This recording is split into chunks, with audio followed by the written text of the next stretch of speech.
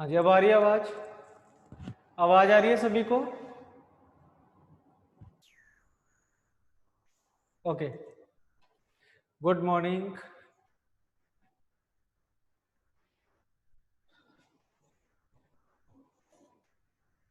चलिए ऐसा करते हैं, जो लास्ट क्लास में जो आपके डाउट्स थे, आपको काम दिया था होमवर्क, पहले डाउट डिस्कस कर लेते हैं, फिर नया टॉपिक शुरू करेंगे आज, ठीक है? तो जो जो भी डाउट्स हैं Q&A में लिख लो, आप लिख दो पहले।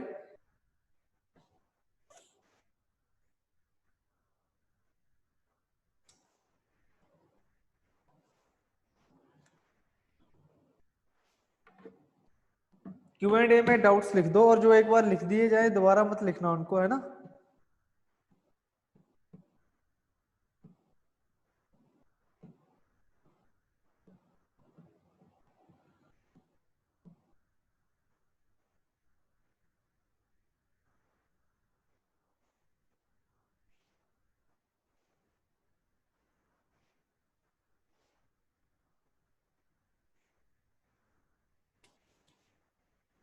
ट्वेंटी 26, 27, 29, 71, 72, 75, 55, 56। ठीक है, 61, 66, 60, और जो 52 एंड 53 है ये शायद आपको करवा रखा ऑलरेडी, लास्ट क्लास में देख लेना फिर से, ठीक है?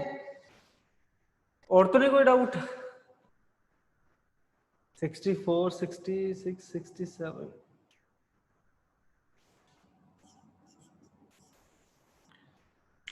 ठीक है जी,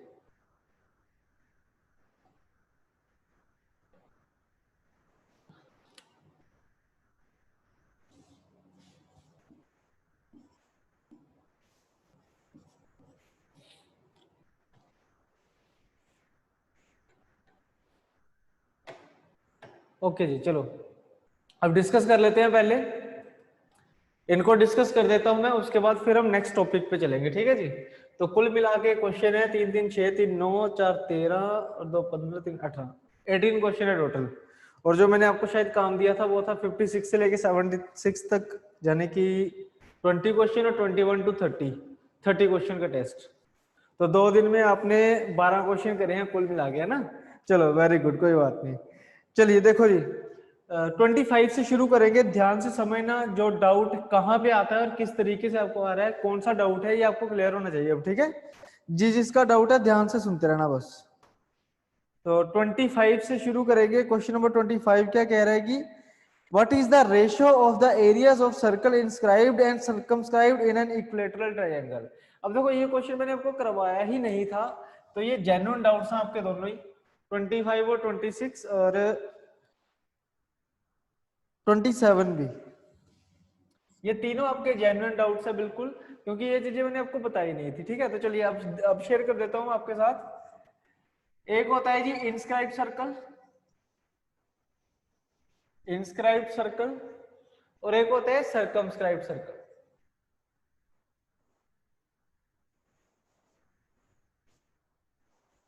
ठीक है जी। अब इंस्क्राइब्ड सर्कल क्या होता है कि मान लो एक ट्राइंगल है हमारे पास इक्विलेटरल, ये मान लो कोई इक्विलेटरल ट्राइंगल है हमारे पास एक, और हमने क्या किया, इसके अंदर एक सर्कल बनाया इस तरीके से, ठीक है? और ये जो सर्कल है ये तीनों साइड्स को अंदर से टच कर रहा है, ठीक है? तो जब भी कोई सर्कल किसी ट्रायंगल को अंदर से टच करता है तो उस सर्कल को बोला जाता है जी इंस्क्राइब्ड सर्कल। उस सर्कल को क्या बोला जाता है? इंस्क्राइब्ड सर्कल, ठीक है? और जो जो इंस्क्राइब्ड सर्कल होता है, इसका जो रेडियस होगा आर, जो रेडियस होगा इसका, वो होता है जी साइड ऑफ ट्राइंगल अपॉन 2√3। ठीक है जी। हालांकि मैं इसको प्रूव कर सकता हूँ कि ये आया कहाँ से है, ठीक है? लेकिन आपको इतना डीप में जाने की जरूरत नहीं पड़ेगी, क्योंकि इसमें क्या होगा, सेंटर्स के बारे में बात करनी पड़ेगी हमें, ठीक है? इंस्क्राइब सेंटर, सर्कमस्क्राइब सेंटर, उसकी बात करनी पड़ेगी। नेक्स्ट देखिए, सर्कमस्क्राइब सेंटर की अगर हम बात करें तो ये इस तरीके से होता है कि मान लो कोई इक्विलेटरल ट्रायंगल है, और अगर मैं इस तरीके से सर्कल बनाऊं, ठीक है। अब ये सर्कल क्या कर रहा है, परफेक्ट नहीं बना है सर्कल, लेकिन समय की चलो सर्कल ये एक, ठीक है। मैं कोशिश करता हूँ बनाने की फिर से।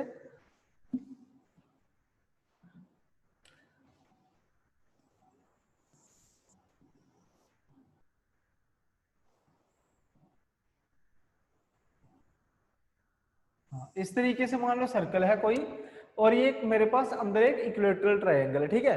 तो जब भी ट्रायंगल के बाहर कोई सर्कल बनता है जो बाहर से तीनों वर्टेक्स को टच करे, तो उस सर्कल को बोला जाता है सर्कमस्क्राइब्ड सर्कल। अब सर्कमस्क्राइब्ड सर्कल क्या होता है, जो ट्रायंगल को बाहर से टच करे, ठीक है जी। तो इस जो सर्कल होगा, इसका जो रेडियस होगा, ये वाला जो रेडियस होगा इसका, आर बड़ा मान लेते हैं, ये होगा हमेशा ही साइड अपॉन √3, ठीक है। ये रेडियस हमेशा क्या होगा, साइड अपॉन √3, ठीक है। a अपॉन 2√3 कह सकते हो, यहाँ पे a अपॉन √3 कह सकते हो, क्योंकि इक्विलेटरल ट्रायंगल की साइड को हम a से जानते हैं, ठीक है ना। तो आप a भी लिख सकते हो और साइड भी लिख सकते हो, और साइड किसकी होगी, ये इक्विलेटरल ट्रायंगल की होगी। तो ये दो फॉर्मूले होते हैं रेडियस निकालने के, ठीक है। तो अब चलते हैं क्वेश्चंस के ऊपर, ठीक है। बेटा अदर ट्रायंगल फिर वो ज्योमेट्री का पोर्शन बन जाता है, ठीक है ना। वैसे भी देखो मेंसुरेशन के आने के चांसेस भी कम ही है, क्योंकि आज तक कभी आपके पीसीएस के पेपर में ये मेंसुरेशन नहीं आई है। मैं आपको इसलिए करवा रहा हूँ ताकि हो सकता है कि आ जाए, क्योंकि पंजाब के जितने भी पेपर होते हैं उसमें मेजोरिटी में आती है मेंसुरेशन, ठीक है। तो geometry is not a part of your syllabus.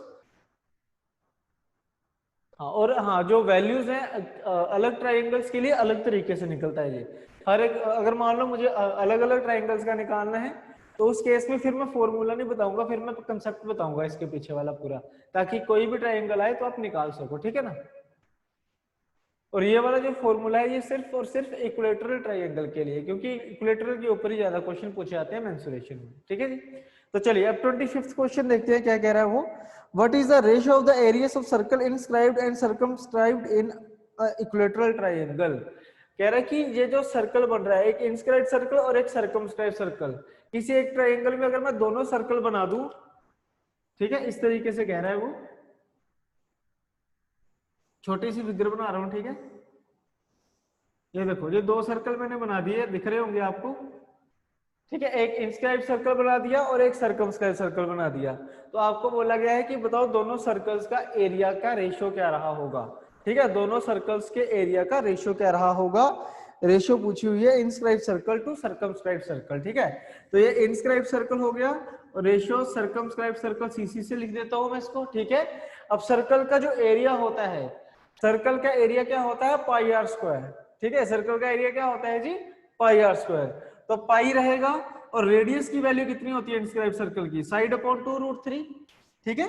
क्या होगा, साइड अपॉन 2√3, और इसका क्या हो जाएगा, स्क्वायर हो जाएगा, पाई आर स्क्वायर हो जाएगा कि नहीं, पाई आर स्क्वायर, ठीक है। सिमिलरली यहाँ पे सर्कमस्क्राइब सर्कल में क्या होगा, पाई आर की वैल्यू क्या है, साइड अपॉन √3 का स्क्वायर। क्लियर हो गया जी। अब देखो जी, पाई से पाई हो गया कैंसिल, पाई से पाई कैंसिल हो गया, और यहाँ पे क्या बचा ऊपर, साइड का स्क्वायर अपॉन 2 क्या हो जाएगा 4, और √3 का बन जाएगा 3। यहाँ पे क्या होगा, फिर से साइड स्क्वायर, और नीचे क्या बचेगा 3, ठीक है ना।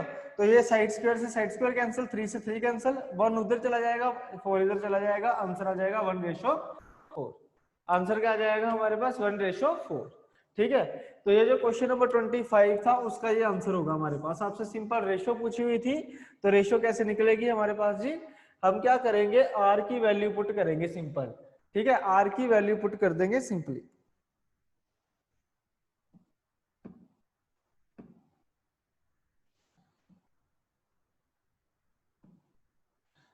चलिए अब नेक्स्ट चलते हैं। नेक्स्ट क्वेश्चन है हमारे पास कि इसमें क्या पूछ लिया आपसे कि बताओ इनस्क्राइब सर्कल का जो एरिया क्या रहा होगा अगर साइड मेरे पास 24 है, तो ठीक है। मैं 25th क्वेश्चन को मिटा रहा हूं यहाँ पे। अब 26th क्वेश्चन क्या बोला उसने कि बताओ इनस्क्राइब सर्कल का एरिया क्या रहा होगा अगर उस ट्रायंगल की साइड 24 आ जाए तो। ठीक है, तो आपने क्या करना है बच्चे कि जब भी आपको साइड गिवन होगी तो आप रेडियस निकाल लोगे। ठीक है, तो रेडियस कितना निकलेगा, साइड अपॉन 2√3, या फिर कह सकते हो 12/√3। ठीक है, तो रेडियस आपके पास आ जाएगा इंस्क्राइब सर्कल का। तो आपने अगर उसका एरिया निकालना है तो एरिया क्या होता है जी, पाई आर स्क्वायर। एरिया होता है पाई आर स्क्वायर। ठीक है जी, तो ये बन जाएगा 12 का स्क्वायर 144 और √3 का स्क्वायर क्या होता है 3, तो 144/3 यानी कि 48। तो आंसर आएगा 48 पाई सेंटीमीटर स्क्वायर। इसका आंसर क्या आ जाएगा 48 पाई सेंटीमीटर स्क्वायर। तो क्वेश्चन में भी अगर ऑप्शन देखो तो उसमें पाई को सॉल्व नहीं किया गया है, तो इसलिए इसका आंसर क्या रहेगा 48 पाई सेंटीमीटर स्क्वायर। क्लियर है? हाँ जी, अब समझ आ गया होगा सभी को किस तरीके से करते हैं। जल्दी से मुझे 27th क्वेश्चन का आंसर बताओ। जल्दी से 27th क्वेश्चन का मुझे आंसर बताइए चैट में कि क्या आंसर रहेगा।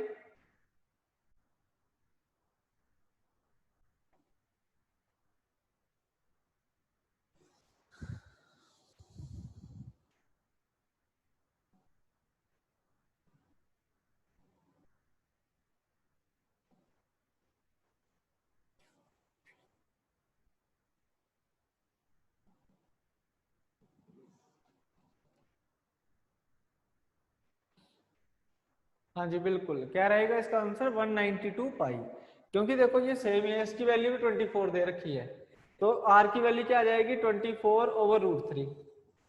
ठीक है ना, और एरिया कैसे निकलेगा हमारे पास पाई आर स्क्वायर, मतलब 24 का स्क्वायर ओवर सॉरी 24/√3 का होल स्क्वायर और साथ में पाई पाई आर स्क्वायर। ठीक है, तो ये कितना बनेगा 24 का स्क्वायर होता है 576 डिवाइड बाय 3 पाई, या फिर 192 पाई सेंटीमीटर स्क्वायर। इस क्वेश्चन का आंसर आ जाएगा 192 पाई सेंटीमीटर स्क्वायर। ठीक है जी, तो इस चीज का भी आपको पता चल गया होगा। बाकी थोड़ी सी रेलेवेंसी इसकी कम है as compare to previous questions, तो इसको ज्यादा नहीं करना आपने, सिंपली बस आपने फॉर्मूला देख लो बहुत है। ठीक है जी, चलिए अब नेक्स्ट चलते हैं।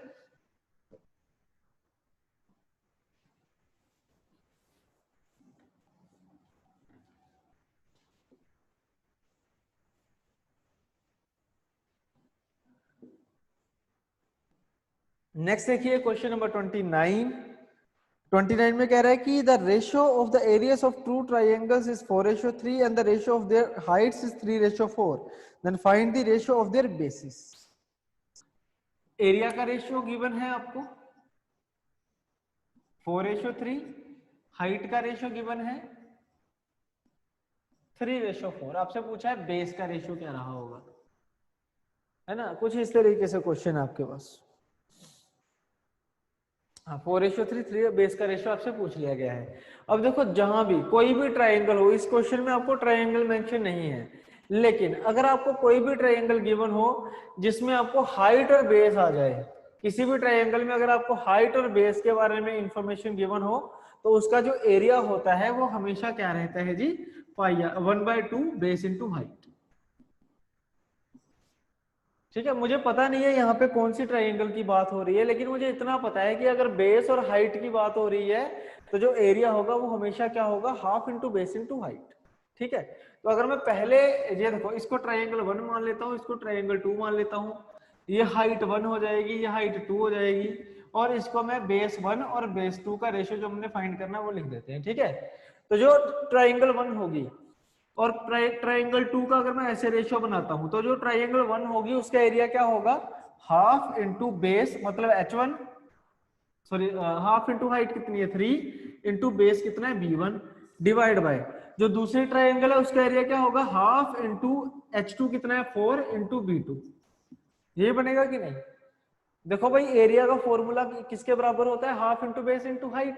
तो हाइट की वैल्यू मैंने पुट कर दिया, बेस को मैंने b1 b2 मान लिया। ठीक है, अब 1/2 से 1/2 कैंसिल हो जाएगा, तो यहाँ से b1 अपॉन b2 की वैल्यू कितनी आएगी, 4 इंटू 4 16, 3 इंटू 3 9, तो आंसर आएगा आपका 16:9। आंसर आ जाएगा आपका 16:9। ठीक है, नेक्स्ट चलते हैं। 29th क्वेश्चन भी हो चुका है। अब मैंने चैट में देखा था कि उसको उसमें बोला हुआ था 30th क्वेश्चन भी करवा देना। अब 30th क्वेश्चन काफी इजी क्वेश्चन है, उसको भी समझो थोड़ा सा।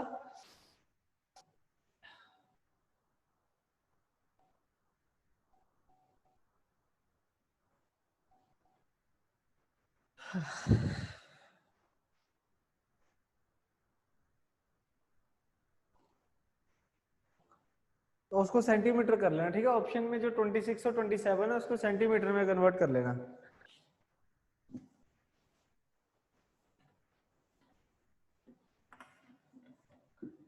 अब नेक्स्ट को देखो, क्वेश्चन नंबर 30th में क्या कह रहा था, perimeter of the isosceles triangle is 16 centimetre, its lateral side and the base are in the ratio 5:6, then the area of triangle.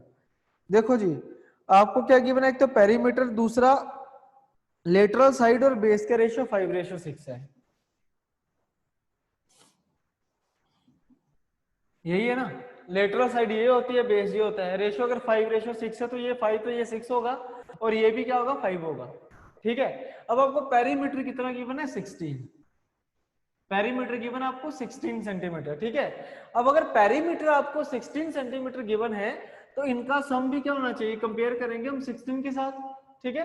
तो यहाँ पे देखो 6 + 5 + 5 कितना हो गया, 16 ही हो गया कि नहीं। तो 16 की वैल्यू हमारे पास 16 ही आई है, तो इंटू 1 करके वैल्यू तक जाया जा सकता है, ठीक है। तो मैं ये कह सकता हूं कि जो इसका बेस है वो 6 सेंटीमीटर का है, इसका जो लेटरल साइड है वो 5 सेंटीमीटर की है ईच। यहां तक आपको पता चल गया होगा कि देखो जी 5:6 आपको लेटरल साइड और बेस का रेशियो गिवन था, वो मैंने लिख लिया। ये लेटरल साइड सेम सेम होती है दोनों, तो ये भी 5 आ जाएगा। पेरीमीटर आपको 16 सेंटीमीटर गिवन है, तो क्या हो गया कि डायरेक्टली ये 16 ही बनता है पेरीमीटर, ठीक है। तो यही हमारे पास साइड्स रहेंगी। अब आपसे पूछा गया है एरिया। एरिया होता है half into base into height, ठीक है जी। अब बेस की बात करें तो बेस तो हमें गिवन है 6 सेंटीमीटर, ठीक है। बेस कितना है, 6 सेंटीमीटर। मुझे क्या चाहिए, सिर्फ हाइट चाहिए, तो हाइट ऐसे निकलेगी, ठीक है। हाइट ऐसे निकलेगी, देखो पूरा बेस 6 है तो ये कितना होगा, 3 होगा, ठीक है। बाकी आपको देखो पाइथागोरस थ्योरम का पता होगा, ट्रिपलेट का भी पता होगा। पहला ट्रिपलेट मैंने क्या लिखवाया आपको, 3 4 5 लिखवाया था कि नहीं। तो यहाँ पे ये 5 है, ये 3 है, ऑब्वियस सी बात है, फिर ये वाली साइड क्या आएगी, 4 आएगी, ठीक है। ये वाली साइड क्या आएगी, यहाँ पे 4 होगी। तो एरिया क्या होगा, हाफ इंटू बेस 6 है और हाइट कितनी है, 4 है। अदरवाइज पाइथागोरस थ्योरम लगाओ यहाँ पे इस ट्रायंगल पे, आपका आंसर निकल आएगा, ठीक है। आंसर आ जाएगा 12 सेंटीमीटर स्क्वायर और व्हाटएवर, ठीक है। तो ये था हमारा 30th क्वेश्चन। अब नेक्स्ट चलते हैं क्वेश्चन नंबर 55 पे।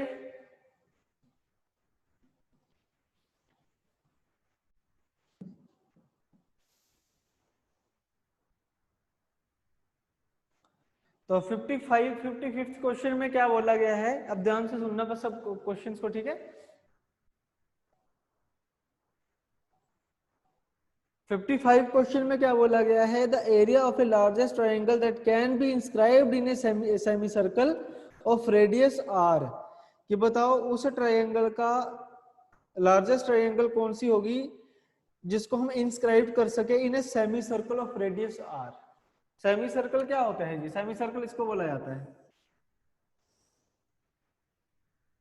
कुछ इस तरीके से दिखता है ना सेमी सर्कल।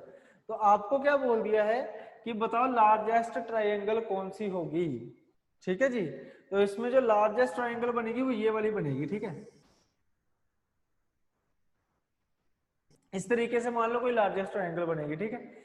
अब एक चीज समझना हमेशा कि सेमी सर्कल के अंदर अगर कोई भी ट्रायंगल बनती है, ठीक है, सेमी सर्कल के अंदर अगर कोई भी ट्रायंगल बनती है तो भाई उसका जो ये वाला एंगल होगा वो हमेशा क्या होता है, 90 डिग्री का। मतलब अंदर हमेशा ही क्या होता है, एक 90 डिग्री वाली ट्रायंगल बनती है, राइट एंगल ट्रायंगल बनती है। इसका आपको पता होना चाहिए। पहली बात तो ये है कि कोई भी सेमी सर्कल है उसके अंदर जो भी ट्रायंगल बनेगी उसका एक एंगल कितना होगा, हमेशा ही 90 डिग्री का, ठीक है। अब आपको क्या बोला गया है, 55 the area of the largest triangle that can be inscribed in a semicircle of radius r. अब आपको इसका रेडियस गिवन है जी, ठीक है। अब आपको क्या गिवन है, यहाँ पे रेडियस गिवन है, समझ गए ना बात को। अब देखो जी, ये भी होता है रेडियस और ये भी क्या होता है जी, रेडियस। ये दोनों क्या होंगे, रेडियस होंगे कि नहीं, ये भी रेडियस होगा और ये भी रेडियस होगा। और अगर आप ध्यान से देखो तो जगह अगर मैं इस तरीके से अगर रेडियस बनाऊंगा तो this triangle is equal to this triangle, ठीक है। तो जो हमारा एरिया होगा, इस पूरी ट्राइंगल का एरिया होगा वो क्या होगा जी, half into base into height, ठीक है। क्या होगा, half into base into height. और अगर यहाँ पे देखो 90 डिग्री की ट्राइंगल ना भी बनती तो कोई फर्क नहीं पड़ना था। तो हम क्या करेंगे, हाफ इंटू बेस की बात करें तो पूरी ट्राइंगल का बेस क्या होगा, 2r होगा कि नहीं, r प्लस r2r। और इंटू हाइट की बात करें, हाइट कितनी है हमारे पास जी, r है। तो 2 से 2 कैंसिल, आंसर आएगा हमारे पास r स्क्वायर। जो ट्राइंगल का एरिया होगा उसका आंसर क्या आएगा हमारे पास जी, r स्क्वायर। ऑप्शन नंबर 2, ठीक है।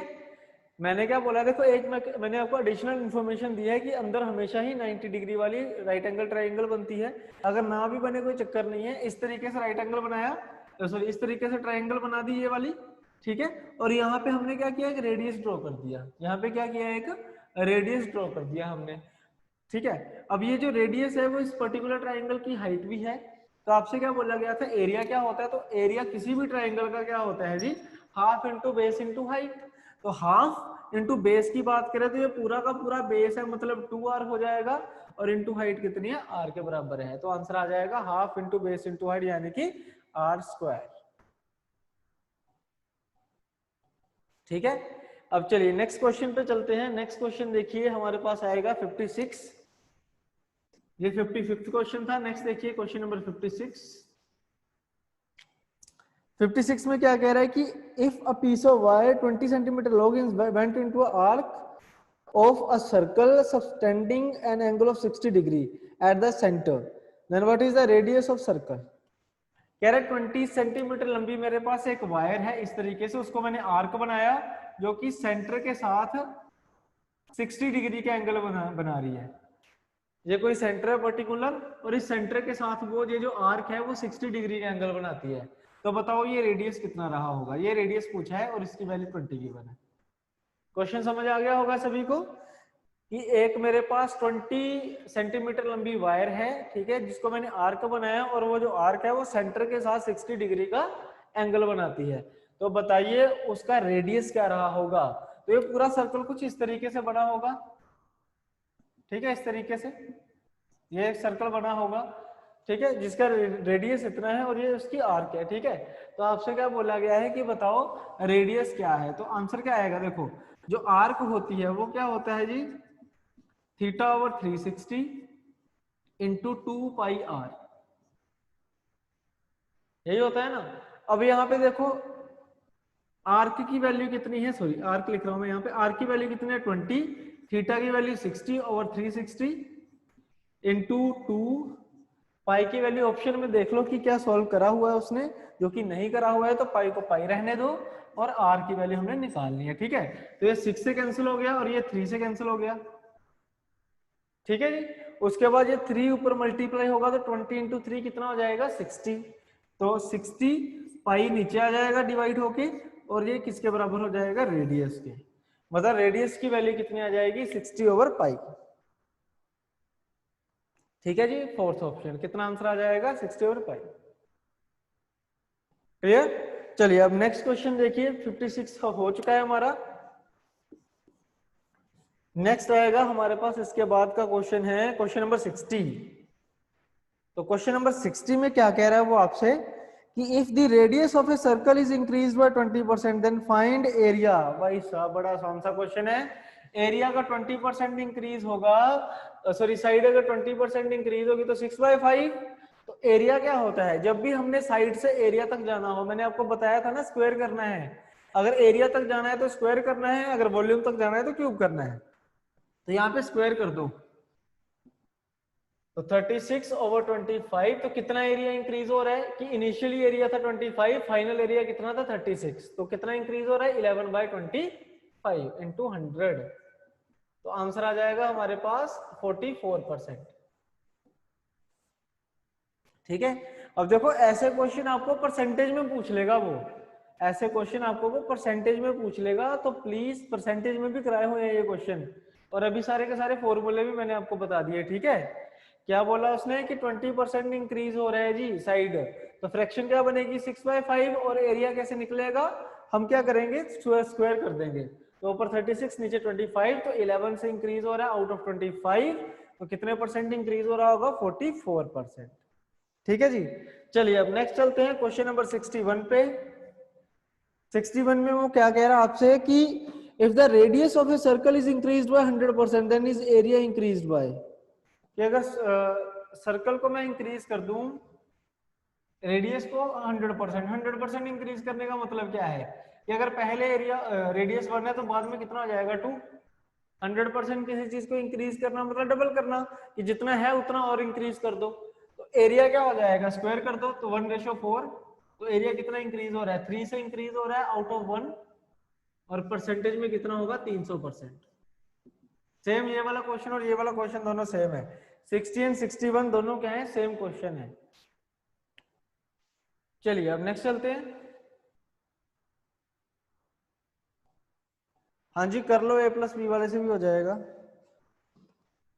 क्वेश्चन नंबर 62 देखो।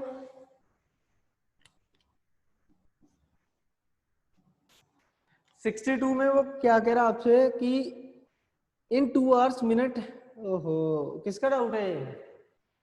बेटा घड़ी देखना भी नहीं आती क्या? घड़ी देखने आती है? घड़ी देखने जिसका डाउट है ये, जो एक बार जब घूमती है ना घड़ी तो 360 डिग्री का एंगल बनता है, ठीक है। तो उसने बोला 2 घंटे में बताओ जो आर हैंड है वो कितना रोटेट करेगा। ऑब्वियसली बात है 1 घंटे में पूरा, सॉरी मिनट हैंड बोला हुआ उसने, हाँ मिनट हैंड।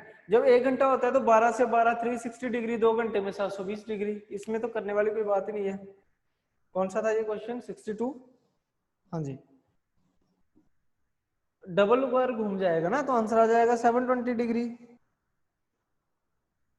नेक्स्ट देखो क्वेश्चन नंबर 64। 64 में वो आपसे क्या कह रहा है कि rectangular parking space is marked out by a painting 3 of its sides. If the length of the unpainted side is 9 feet then and the sum of the lengths painted is 37, then what is the area of parking? देखो जी बड़ा सरल सा question है, आप image बनाने की कोशिश करो ना। देखो जैसे मैंने हर क्वेश्चन में बना के दिखाई है आपको, आप भी खुद कोशिश करो बनाने की, इजीली निकल जाएगा क्वेश्चन।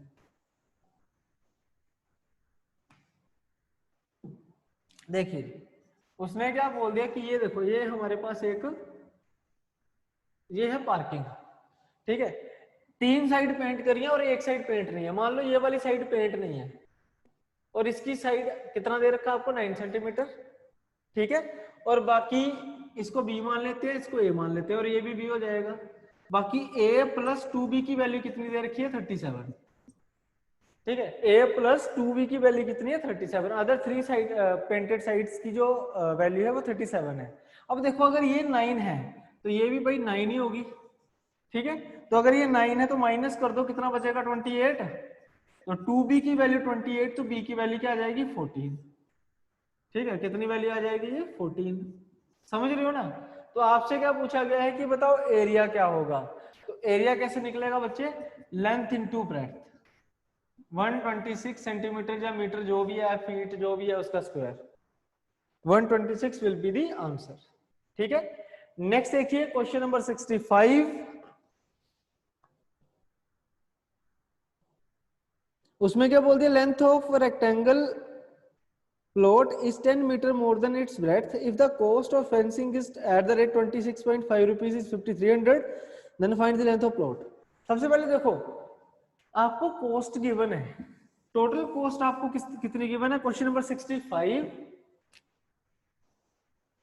आपको टोटल कॉस्ट गिवन है 5300 रुपए और पर स्क्वायर फीट कितना गिवन है 26.5, यही है ना। पर स्क्वायर फीट कितनी गिवन है 26.5। अब यहां से क्या होगा उस पर्टिकुलर प्लॉट का एरिया निकल आएगा। अगर आप टोटल कॉस्ट डिवाइड बाय पर स्क्वायर फीट कॉस्ट निकाल लेते हो तो क्या निकल आएगा यहाँ पे एरिया निकल आएगा। तो एरिया कितना आ जाएगा जी, पॉइंट हटेगा तो इंटू 10 हो जाएगा। अब ये पूरा का पूरा देखो 2 से कैंसिल हो गया तो आंसर आ गया हमारे पास 200, जितना भी है सेंटीमीटर मीटर स्क्वायर जो भी है, ठीक है। तो एरिया कितना आ गया हमारे पास 200, एरिया कितना आ गया हमारे पास 200, ठीक है, इंटू 10 हो गया 255 गुना 2 530 होता है, और 0 लग गया साथ में 200 आ गया। अब आपको क्या बोल दिया उसने, कहाँ गया क्वेश्चन, 65 उसने बोला लेंथ जो है वो 10 मीटर ज्यादा है ब्रेड से, तो बताओ लेंथ क्या रही होगी प्लॉट की। ठीक है, आपसे क्या बोल दिया, लेंथ क्या रही होगी प्लॉट की, तो बस सिंपल सी बात है, ब्रेड्थ को x मान लो, लेंथ को x + 10 मान लो, इन दोनों को मल्टीप्लाई करके 200 के बराबर आना चाहिए। ठीक है, इन दोनों को मल्टीप्लाई करके 200 के बराबर आना चाहिए, जो कि मुझे लग रहा है कि क्वेश्चन में थोड़ा सा प्रॉब्लम आ चुकी है इसमें।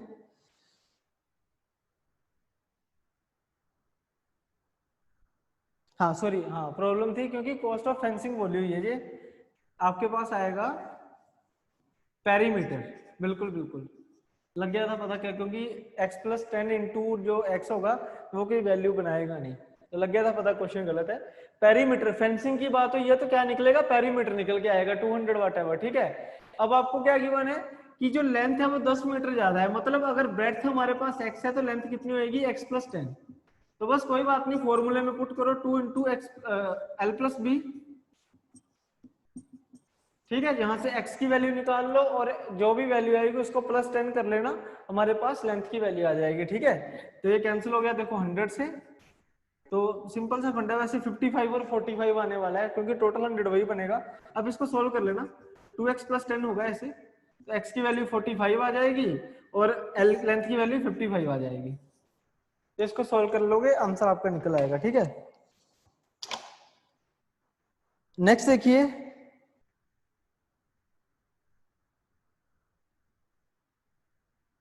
आपका ऑप्शन में आंसर नहीं था इसका, तो आप ऑप्शन में इसको कर लेना इंक्लूड। ठीक है, हाँ जी बेटा बिल्कुल 45 भी आता है, लेकिन वो 45 ब्रेड्थ की वैल्यू आती है, आपसे लेंथ पूछी हुई है ना, तो लेंथ क्या आएगी 45 + 10 विच इज इक्वल टू 55। ठीक है, चलिए अब नेक्स्ट देखिए क्वेश्चन नंबर 66। 66 में वो आपसे क्या जानना चाह रहा है कि the ratio of the length and breadth of a rectangular park is 3:2 if the man cycling along the boundary of park at the speed of 12 km/h in 8 minutes. ऐसा करूंगा, ये वाला क्वेश्चन मैं आपको टाइम एंड डिस्टेंस में करवा दूंगा। ठीक है, सेम क्वेश्चन, डोंट वरी, जब भी हम टाइम एंड डिस्टेंस करेंगे मुझे याद रहता है क्योंकि मैं ये क्वेश्चन टाइम एंड डिस्टेंस में ही कराता हूँ, इसमें लेंथ और ब्रेड्थ का उसका डिस्टेंस स्पीड टाइम का बात हो रही है ना, तो मैं टाइम एंड डिस्टेंस में ऐसे क्वेश्चन करवाता हूँ आपको, तो डोंट वरी उस क्लास में करेंगे इसको। नेक्स्ट देखिए, नेक्स्ट क्वेश्चन है हमारे पास 67। 67 देखो बाई ऑप्शन हो जाएगा, आपको बोल दिया गया है कि a farmer wishes to start a 100 square metre rectangular vegetable garden since he has only 30 metre ward wire, he fences the 3 sides of a garden of his compound and was at the fourth side fencing the dimension of the garden। Garden के dimension पूछे हुए, कह रहा है कि 100 square metre का उसके पास एक गार्डन है, उसने 3 साइड्स को फेंस कर दिया है, चौथी साइड उसकी बच गई है, तो बताओ उसका जो गार्डन है उसके डायमेंशंस क्या रहे होंगे। ठीक है, बाई ऑप्शन होगा ये भी, जैसे सेकंड ऑप्शन देखो 20x5 है, तो अगर मान लो मैं 3 साइड को फेंस करूं, ऐसे होगा ना, तो 20 गुना 5, पहली बात तो एरिया 100 के बराबर आना चाहिए। बाकी अगर ऑप्शंस को अगर आप देखो तो आप नेग्लेक्ट कर सकते हो कुछ ऑप्शंस को भी, जैसे ऑप्शन नंबर फर्स्ट देखो प्रॉपर आंसर नहीं आएगा, है ना, ऑप्शन नंबर सेकंड देखोगे तो प्रॉपर आंसर नहीं आएगा, प्रॉपर आंसर नहीं आएगा, पॉइंटों में रहेगा थोड़ा सा, आंसर आएगा ऑप्शन नंबर सेकंड और 4 में सिर्फ। तो यहाँ पे देखो अगर 3 साइड आप वायर फेंसिंग करते हो, ये वाली 3 साइड लगा लो, तो 5 5 20 कितना हो गया, टोटल 30 हो गया। यही बोला हुआ था कि 30 सेंटीमीटर 30 मीटर की उसके पास वायर है और एरिया कितना 100 है, तो ऑब्वियसली इसका जो आंसर रहेगा वो क्या रहेगा 20x5। फोर्थ ऑप्शन नहीं हो सकता है क्योंकि एक साइड ही 40 है, तो एक साइड को भी करने का उसके बाद टाइम नहीं है। अच्छा, इस क्वेश्चन को ट्रांसलेट कर दूं, कह रहा है कि देखो एक फार्मर है, उसके पास 100 मीटर स्क्वायर का एक फार्म है। ठीक है, वो क्या करता है, उसकी 3 से उसके बाद जो 30 मीटर लंबी तार होती है ना, वो उससे क्या करता है 3 साइड को फेंस कर देता है, 3 साइड को मतलब की बाउंड्री कर देता है उसकी।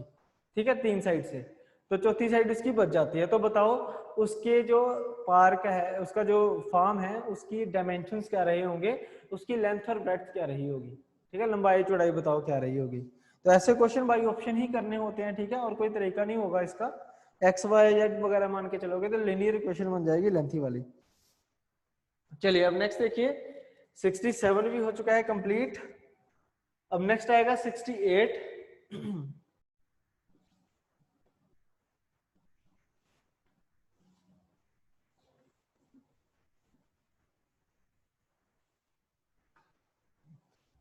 68th क्वेश्चन में क्या कह रहा है वो आपसे कि a rectangular paper when folded into two congruent parts had a perimeter of 34 for the each part folded along one set of sides and the same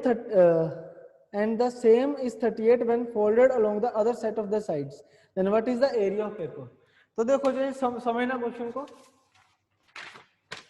पहले तो कॉन्ग्रुएंट का मीनिंग सब, कॉन्ग्रुएंट का मीनिंग होता है इक्वल, ठीक है। जैसे उसने क्या बोला था कि मेरे पास एक पीस ऑफ पेपर है, जैसे मान लो ये पीस ऑफ पेपर है, रेक्टेंगुलर पेपर है ये, ठीक है, दिख रहा होगा सभी को, यहाँ पे देखो। उसने क्या बोल दिया उसमें कि when folded into two congruent parts, तो ऐसे करके अगर मैं इसको फोल्ड करूं, ऐसे करके अगर मैं इसको फोल्ड करता हूं कॉन्ग्रुएंट पार्ट्स में, मतलब बराबर इक्वली मैंने फोल्ड करा है इसको, तो क्या कह रहा है उसको कि इसका जो पेरीमीटर बनता है वो 34 बन जाता है। इसका पेरीमीटर कितना बनता है जी, 44 बनता है। तो आपको देखो ये जो 34 पेरीमीटर बना है, इसमें क्या क्या चीजें आ रही हैं देखो। पहली बात तो ये जो पूरी लेंथ थी, ये देखो ये पूरी लेंथ एल थी।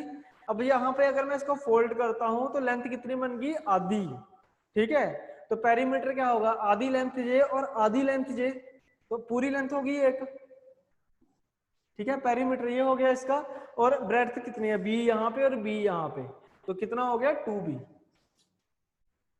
ठीक है जी। जब मैं इसको इस तरीके से फोल्ड करता हूं तो इसका पेरीमीटर क्या बनता है जी, चारों साइड्स का सम करेंगे ना, तो ब्रेड्थ तो 2 बार ही आ रही है, लेकिन आधी लेंथ यहाँ पे, आधी लेंथ यहाँ पे है, तो आधी प्लस आधी क्या हो गया, एक लेंथ, ठीक है।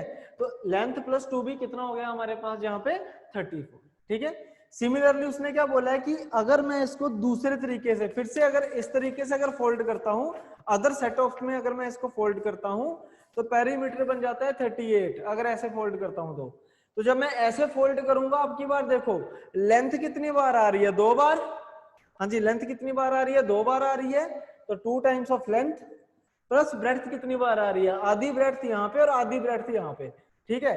तो आधी प्लस आधा कितना हो गया 1, और इसकी वैल्यू कितनी बनेगी 38।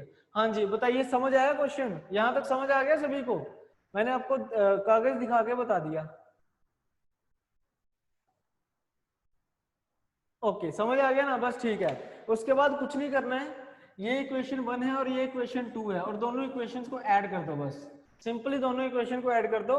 तो 1 लेंथ प्लस 2 लेंथ कितना आ जाएगा हमारे पास, 3 length plus 2 breadth plus 1 breadth क्या आ जाएगा, 3 breadth is equal to 72। Add कर दिया मैंने, ठीक है। 3 कॉमन निकालो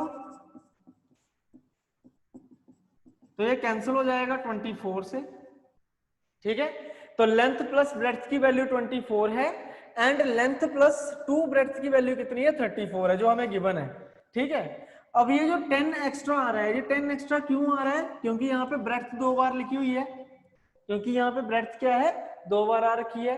तो ये जो एक्स्ट्रा एक बार ब्रेड्थ आई है उसकी वैल्यू कितनी है, 10 है, ठीक है। जो एक्स्ट्रा एक बार ब्रेड्थ आई है उसकी वैल्यू कितनी है, 10 है। तो अगर b की वैल्यू 10 है तो l कितना होगा, l प्लस b 24 है ना, तो l कितना हो जाएगा 14। तो लेंथ भी आ गई, ब्रेड्थ भी आ गई। तो इस क्वेश्चन में एरिया कितना पूछा हुआ है आपसे, length into breadth which is equal to 140, जो भी है सेंटीमीटर स्क्वायर मीटर स्क्वायर जो भी है। क्लियर हो गया ना, आंसर कितना आ गया हमारे पास जी, 140 सेंटीमीटर स्क्वायर। तो थोड़ा सा डिफिकल्टी लेवल इसका ज्यादा था क्वेश्चन का, ठीक है, थोड़ा लेवल हाई था, पर मैं चाहता हूं कि इतना तो आप सोचो कम से कम, अगर इतना हम पढ़ रहे हैं तो ये चीजें आपको सोचनी चाहिए, ठीक है। अब नेक्स्ट देखिए क्वेश्चन नंबर 70।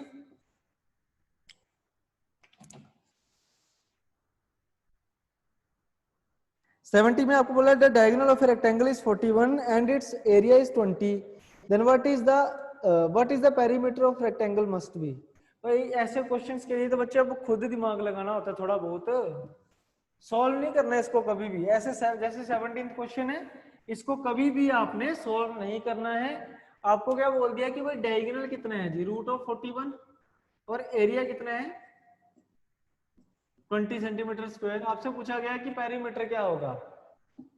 भाई पेरीमीटर निकालने के लिए आपको लेंथ और ब्रेड्थ चाहिए, लेंथ और ब्रेड्थ चाहिए ना।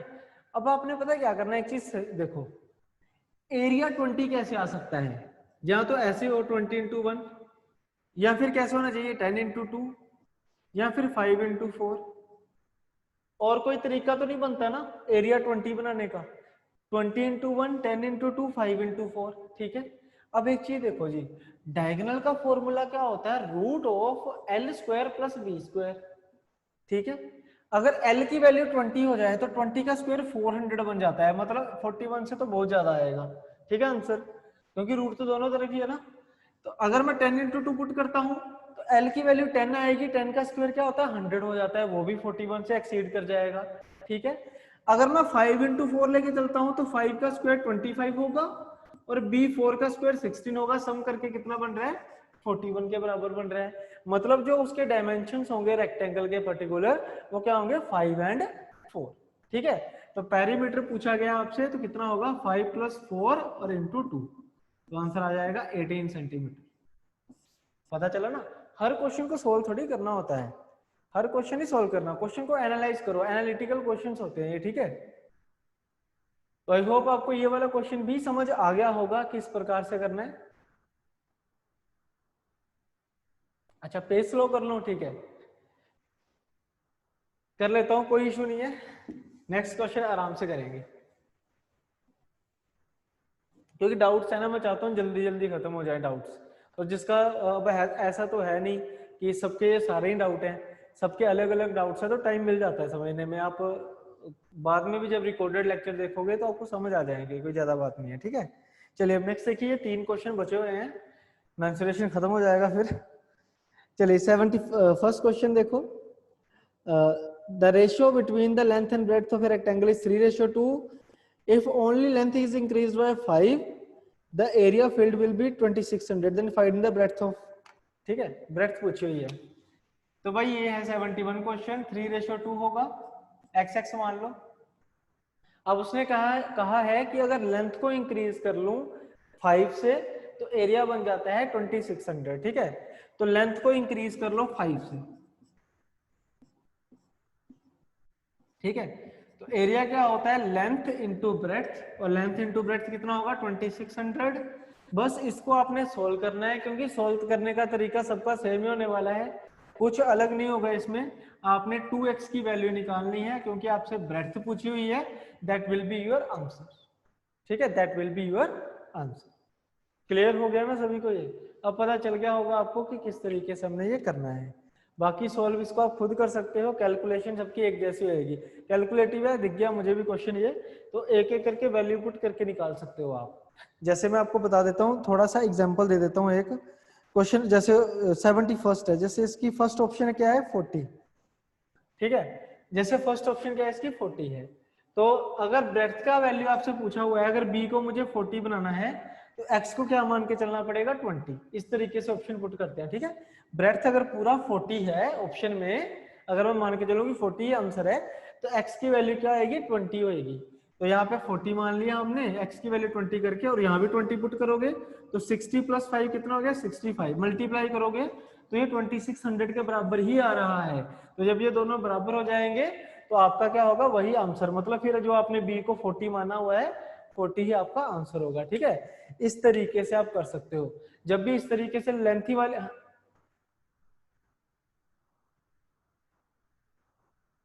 क्या पूछा क्या हुआ आपसे, ब्रेड्थ पूछी हुई है, नहीं बच्चे कर लो, चेंज कर लो इसको, ठीक है, इसका आंसर भी चेंज कर लो, 40 आंसर है, 60 तो हो ही नहीं ना सकता, क्योंकि अगर मैं ये 60 मानूं तो 30 से मल्टीप्लाई हुआ है, तो ये 30 से मल्टीप्लाई करेंगे 90 + 5 कितना होगा 95, which is not equal to 2600, तो इसका आंसर होगा 40। साथ साथ करेक्ट भी करते जाओ इनको, ठीक है। क्वेश्चन नंबर 71 था, ऑप्शन नंबर 2, हाँ बिल्कुल थोड़ा सा गलत हो गया था, इसको आप ऑप्शन नंबर 1 लगा देना, ठीक है। नेक्स्ट देखिए क्वेश्चन नंबर 72 है,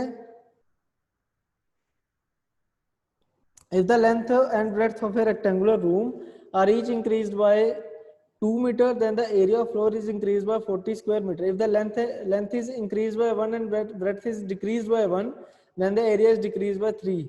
Then find the perimeter of a floor. तो कुछ नहीं है, ये हमारे पास एक लीनियर इक्वेशन बन जाएगी, इस तरीके से है। हालांकि ऐसे क्वेश्चन तो एग्जाम में बिल्कुल भी नहीं पूछे जाते हैं, क्योंकि ये मेंसुरेशन कम और अलजेब्रा ज्यादा बन जाता है। जैसे क्या कह रहा है उसने कि अगर लेंथ और ब्रेड्थ को मैं इंक्रीज कर दूं 2 से, तो एरिया क्या हो जाता है, इंक्रीज बाय 40। मतलब ये कह रहा है वो कि लेंथ को l+2 कर दूं और ब्रेड्थ को b+2 कर दूं, एरिया क्या हो जाएगा, 40 से इंक्रीज हो जाएगा, मतलब a+40 हो जाएगा। सिमिलरली अगर मैं लेंथ को इंक्रीज कर दूं 1 से और ब्रेड्थ को डिक्रीज कर दूं 1 से, तो एरिया जो है डिक्रीज हो जाएगा 3 से, ये कह रहा है वो। तो आपसे बोला गया है कि बताओ पेरीमीटर क्या रहा होगा फ्लोर का। ठीक है, पेरीमीटर क्या रहा होगा फ्लोर का, 2 × l+b की वैल्यू है। तो ये कोरली हमारा अलजेब्रा का क्वेश्चन बन जाता है। अब ये चीज मैंने अलजेब्रा वाली अभी आपको बताई नहीं है, ना ही आपके सिलेबस में है, तो आप इसको स्किप कर सकते हो। बाकी सोल्व करने का मैं आपको एक हिंट दे देता हूँ, अब चाहो तो करके भी देख लेना, कोई ज्यादा बड़ी बात नहीं है। बस किसी एक को बराबर करके आपने कैंसिल आउट करना है, किसी एक को बराबर करके आपने कैंसिल आउट करना है, और कैंसिल करने से पहले मल्टीप्लाई कर लेना अंदर। ठीक है, कैंसिल करने से पहले मल्टीप्लाई कर देना। ये देखो मल्टीप्लाई करोगे तो l×b, यहाँ मल्टीप्लाई करोगे तो l×b, तो बराबर हो गया ना, l b माइनस होगा, कैंसिल हो जाएगा सारा का सारा। ठीक है, चलिए अब नेक्स्ट देखिए क्वेश्चन नंबर 75। 75 में क्या बोला गया है कि a typist uses sheet of measuring 20 × 30, margin is 2 centimeter is lift on each side and 3 centimeter margin on top and bottom, then find percentage of page used in typing। हाँ, ये थोड़ा सा अच्छा क्वेश्चन है, क्योंकि इसमें मे भी काफी बच्चों की गलती हुई होगी, इसमें काफी स्टूडेंट्स की गलती भी होगी, किन्हीं का बिल्कुल सही तरीके से भी निकाला होगा, लेकिन फिर भी आंसर नहीं आ रहा होगा। उसका रीजन पता क्या है कि देखो जी, जब भी हम बात करते हैं पेपर की, तो पेपर हमेशा क्या होता है, पोर्ट्रेट मोड में होता है। ठीक है, पेपर हमेशा क्या होता है, पोर्ट्रेट होता है, मतलब लेंथ हमेशा बड़ी रहेगी, ब्रेड्थ हमेशा कम रहेगी। ठीक है, 20 × 30, वैसे भी उसने 20 × 30 बोला है, तो पहले लेंथ होती है फिर ब्रेड्थ होती है ना, तो 20 × 30। अब उसने क्या बोल दिया कि मार्जिन रखे हुए हैं, टॉप पे भी मार्जिन इस तरीके से रखा हुआ है और साइड्स पे भी मार्जिन रखा हुआ है कुछ इस तरीके से। तो आपसे ये वाला एरिया पूछा गया है कि बताओ ये कितने % एरिया यूज हुआ है। ठीक है, आउट ऑफ टोटल कितने % एरिया यूज हुआ है। तो करना गया है, देखो आपको क्या बोल दिया गया है कि 2 सेंटीमीटर मार्जिन जो है वो साइड्स पे है, मतलब ये भी 2 है और ये भी 2 है, तो इसका मतलब ये वाली जो ब्रेड्थ रही होगी, ठीक है, वो 4 कम रही होगी, मतलब 16 रही होगी। ठीक है, और ऊपर नीचे कितना मार्जिन है, 3 सेंटीमीटर, मतलब ये भी 3 है और ये भी 3 है। तो ये जो हमारे पास ब्रेड्थ रही होगी यहाँ पे 6 कम कर लो 30 में से कितनी रही होगी, 24। ठीक है, तो जो हमने एरिया यूज किया है वो कितना एरिया यूज किया हमने, 24 × 16, ये एरिया हमने यूज किया है आउट ऑफ 20 × 30। टोटल एरिया कितना था, 20 × 30। तो आपसे पूछा गया है परसेंटेज में कितना एरिया यूज हुआ है। ठीक है, तो सॉल्व करो, 0 से 0 कैंसिल होगी, 2 × 3 6, 6 × 4 24, तो आंसर आ जाएगा 64%। इतने % एरिया क्या हो रखा है, यूज्ड हो रखा है। ठीक है जी, इतने % एरिया यूज्ड हो रखा है। क्लियर हो गया सभी को ये। ठीक है, तो जितने क्वेश्चन थे वो हमने सारे के सारे डिस्कस कर लिए हैं, फिर से चाहो तो एक कर लेना। ठीक है, फिर से चाहो तो कर लेना। ठीक है, ये वाला क्वेश्चन, ये वाली पूरी असाइनमेंट एक बार फिर से आप खुद ट्राई कर लेना। ठीक है, तो क्या होता है कि कोई एक आधा डाउट जो है वो क्लियर हो जाता है, फिर से मतलब बाहर निकल के आ जाता है। हाँ जी, क्वेश्चन नंबर 41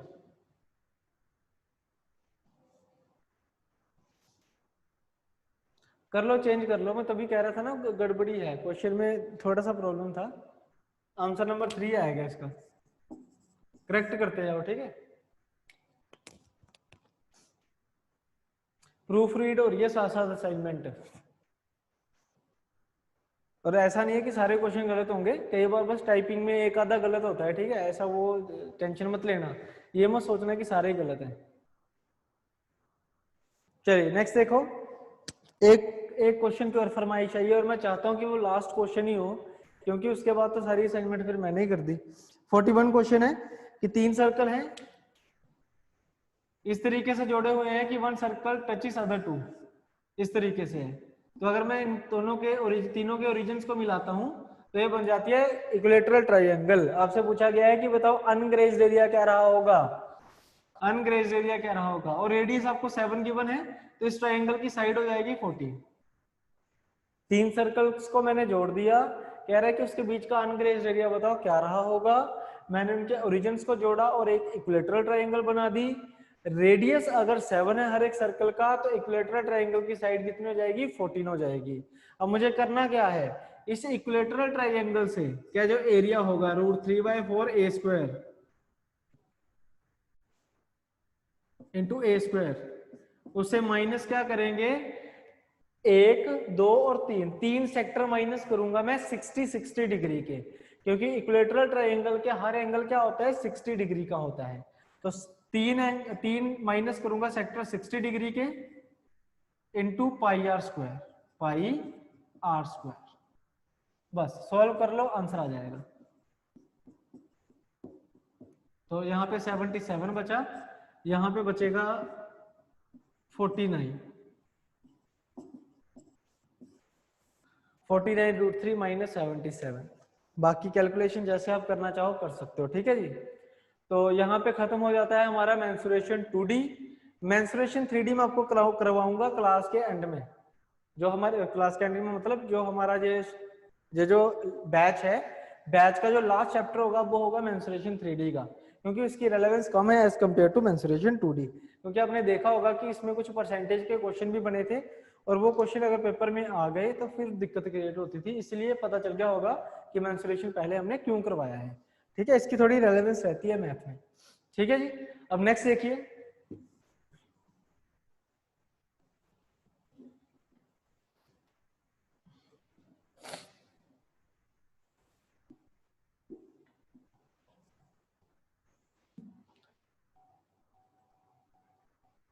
चलिए अब फॉर्मूलाज वगैरह से बाहर आ जाइए, अब फिर से हम मैथ को शुरू करने वाले हैं, इसको मेंसुरेशन को अब खत्म करो, ठीक है।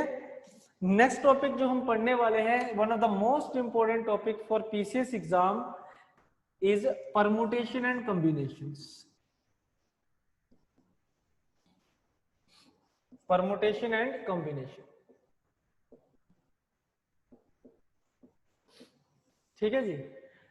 इंपॉर्टेंट इसलिए है कि जो इसके क्वेश्चंस हैं वो डायरेक्टली पूछे जाते हैं, जैसे 2018 में भी इसका क्वेश्चन आया था, है ना, 15 में भी 14 में भी इसके क्वेश्चंस पूछे गए थे, ठीक है। इसके साथ एक और टॉपिक आ जाएगा प्रोबेबिलिटी, तो प्रोबेबिलिटी के भी क्वेश्चन पूछे जा सकते हैं आपको, ठीक है।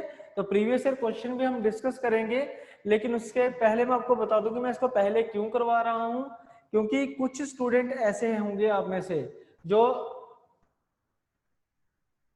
कुछ स्टूडेंट आपके मतलब आपके बीच ऐसे होंगे जिन्होंने +1 +2 में जिन्होंने मैथ नहीं लिया था, तो जो आर्ट्स बैकग्राउंड के हैं, कॉमर्स बैकग्राउंड के हैं, मेडिकल बैकग्राउंड के हैं, उन्होंने ये पहली बार पढ़ना है, ठीक है, क्योंकि ये 10th क्लास तक नहीं है। परमुटेशन एंड कॉम्बिनेशन आता है +1 में, ठीक है ना। तो ध्यान से पढ़ना, और बच्चों जिन्होंने नॉन मेडिकल कर रखा है ऑलरेडी, वो थोड़ी सी शांति रखना बस, ठीक है, थोड़ी सी शांति रखना। बाकी लेवल ऑफ क्वेश्चंस की अगर हम बात करें तो बड़े बेसिक से क्वेश्चन पूछे जाते हैं, लेकिन मैं फिर भी आपको थोड़ी टाइप्स करवा दूंगा इसकी, परमुटेशन की भी और कॉम्बिनेशन की भी, कि मान लो अगर एग्जाम को थोड़ा अप भी करे लेवल को तो आप कवर कर लो उसको, ठीक है जी। क्वेश्चन इसके बड़े सिंपल होते हैं, मैं जब पूरा परमुटेशन कॉम्बिनेशन नहीं करवाऊंगा, जैसे +1 में होता था वैसे नहीं करवाऊंगा, ठीक है ना। तो चतुर मत बनना, ठीक है, क्योंकि इस टॉपिक में काफी लोग ऐसे करते हैं कि ऐसे हो जाएगा ऐसे हो जाएगा, होता है ना, आदत होती है कि जो पहले पढ़ा हुआ है, हर एक ह्यूमन बीइंग की आदत होती है कि जो पता है वो ज्यादा वो बोलते हैं हम, ठीक है। परसेंटेज के डाउट बेटा ले चुका हूं ऑलरेडी,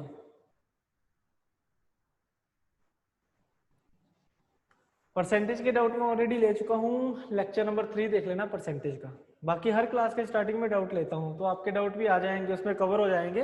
अपार्ट फ्रॉम दैट अगर आपको कोई डाउट कवर नहीं होता है तो आप मुझे मैसेज कर सकते हो, ठीक है जी। तो चलिए शुरू करते हैं परमुटेशन एंड कॉम्बिनेशन को।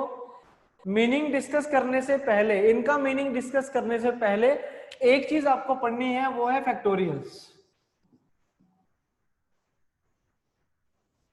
ठीक है, एक चीज जो आपने पढ़नी है वो होते हैं इसके फैक्टोरियल्स। फैक्टोरियल्स को पढ़ना है बहुत जरूरी। ये एक किस्म से टेबल्स होते हैं ना, जैसे बाकी मैथ में, ऐसे परमुटेशन एंड कॉम्बिनेशन में फैक्टोरियल्स होते हैं, तो इनको याद करना बड़ा जरूरी है। ठीक है, अब फैक्टोरियल होते कैसे और होते क्या है ये समझ लो थोड़ा सा। जैसे मान लो मुझे क्या करना है, 4 फैक्टोरियल की वैल्यू निकालनी है। ये जो सिंबल मैंने बनाया है ये रिप्रेजेंट करता है फैक्टोरियल को, ठीक है जी। उसके बाद इसको ऐसे भी लिख सकते हो, ठीक है। मतलब अगर आप नए नए पास आउट हो ग्रेजुएशन में तो आप कुछ इस तरीके से लिखते थे। मतलब अगर पिछले 4-5 साल पहले ही +1 +2 अगर आपने करी है तो फैक्टोरियल का साइन ये था। अगर 10-12 साल पहले की +2 करी हुई है तो फैक्टोरियल का साइन कुछ इस तरीके से था पहले पहले। तो दोनों साइन किसके होते हैं, फैक्टोरियल के होते हैं। और इसको सोल्व किस प्रकार से किया जाता है कि जिस नंबर का भी फैक्टोरियल निकालना है, ध्यान से सुनना सारे, कि जिस नंबर का भी फैक्टोरियल निकालना है उस नंबर को मल्टीप्लाई करेंगे उससे छोटे वाले सारे नंबर से। उससे छोटे वाले जितने भी नेचुरल नंबर हैं सबसे मल्टीप्लाई कर देंगे हम, ठीक है जी। उन सबसे क्या कर देंगे, मल्टीप्लाई कर देंगे। तो आंसर कितना आ जाएगा हमारे पास, 24। आंसर कितना आ जाएगा हमारे पास, ये 24। ठीक है, मतलब जो 4 फैक्टोरियल होता है वो क्या होता है जी, 24। ठीक है जी। ऐसे ही मान लो अगर मुझे 5 फैक्टोरियल निकालना है तो 5 फैक्टोरियल क्या होता है जी, 5 इंटू 4 इंटू 3 इंटू 2 इंटू 1, तो ये आ जाएगा 120। ठीक है, जो 5 फैक्टोरियल होता है वो क्या हो गया हमारे पास, 120। ठीक है, अब फैक्टोरियल समझना होता क्या है। ठीक है, जैसे मान लो अगर मैं आपको ये कहूं कि मेरे पास 3 नंबर है A B और C।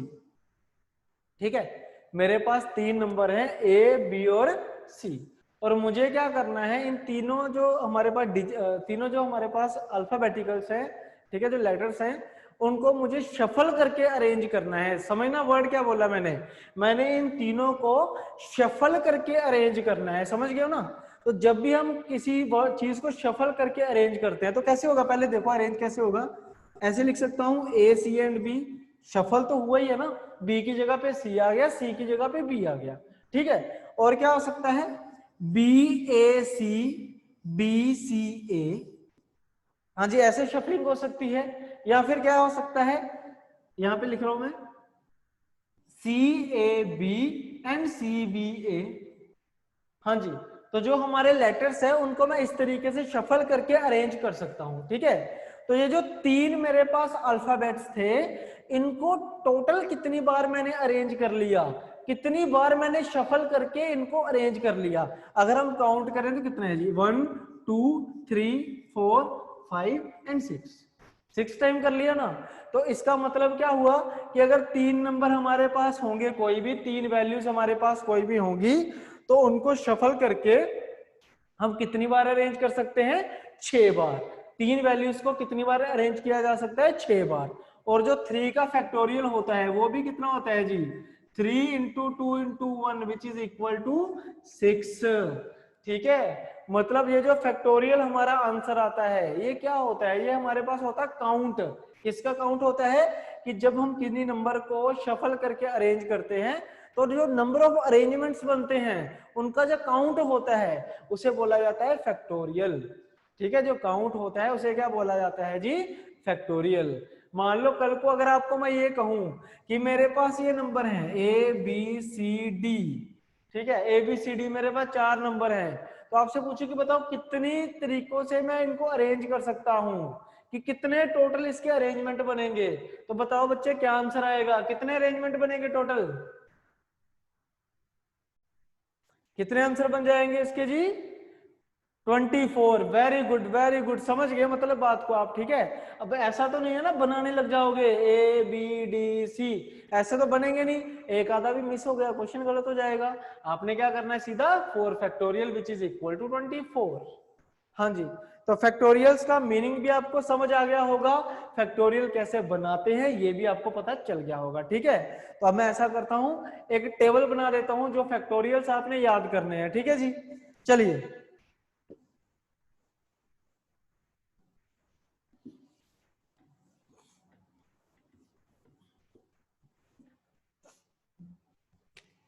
जैसे 1 का फैक्टोरियल होता है 1, 2 फैक्टोरियल होता है जी 2, 3 फैक्टोरियल होता है 6, 4 फैक्टोरियल होता है जी 24, 5 factorial is 120,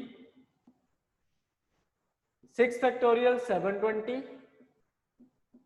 7 factorial 5040, 8 factorial 40320, 9 factorial होता है 362880 और 10 फैक्टोरियल होगा 3628800। तो ये 10 तक फैक्टोरियल मैंने लिख दिए हैं, कम से कम 7 तक तो याद कर ही लेना। 10 तक लिखिए, 7 तक तो मतलब कम से कम याद कर ही लेना आप। ठीक है, इसके अलावा एक चीज और कि जो 0 का फैक्टोरियल होता है वो क्या होता है, 1 होता है। 0 का फैक्टोरियल हमेशा क्या रहेगा, 1 रहेगा, 0 नहीं रहेगा। ठीक है जी, 0 का फैक्टोरियल क्या होता है, 1 होता है, 0 नहीं रहेगा। ठीक है जी, नहीं बच्चे 0 का होता है 1, क्योंकि देखो ये जो फैक्टोरियल है, फैक्टोरियल इज एसोसिएटेड विद, वैसे 1 कैसे आया, इन्फिनाइट कैसे आया वैसे, इन्फिनाइट तब होता है बेटे बच्चे जब डिवाइड बाय 0 करो तो। ठीक है, इसको मैं आपको बता देता हूँ ना कंसेप्ट, एक आपको एग्जांपल ही दे देता हूँ, समझ आ जाएगा अभी आपको।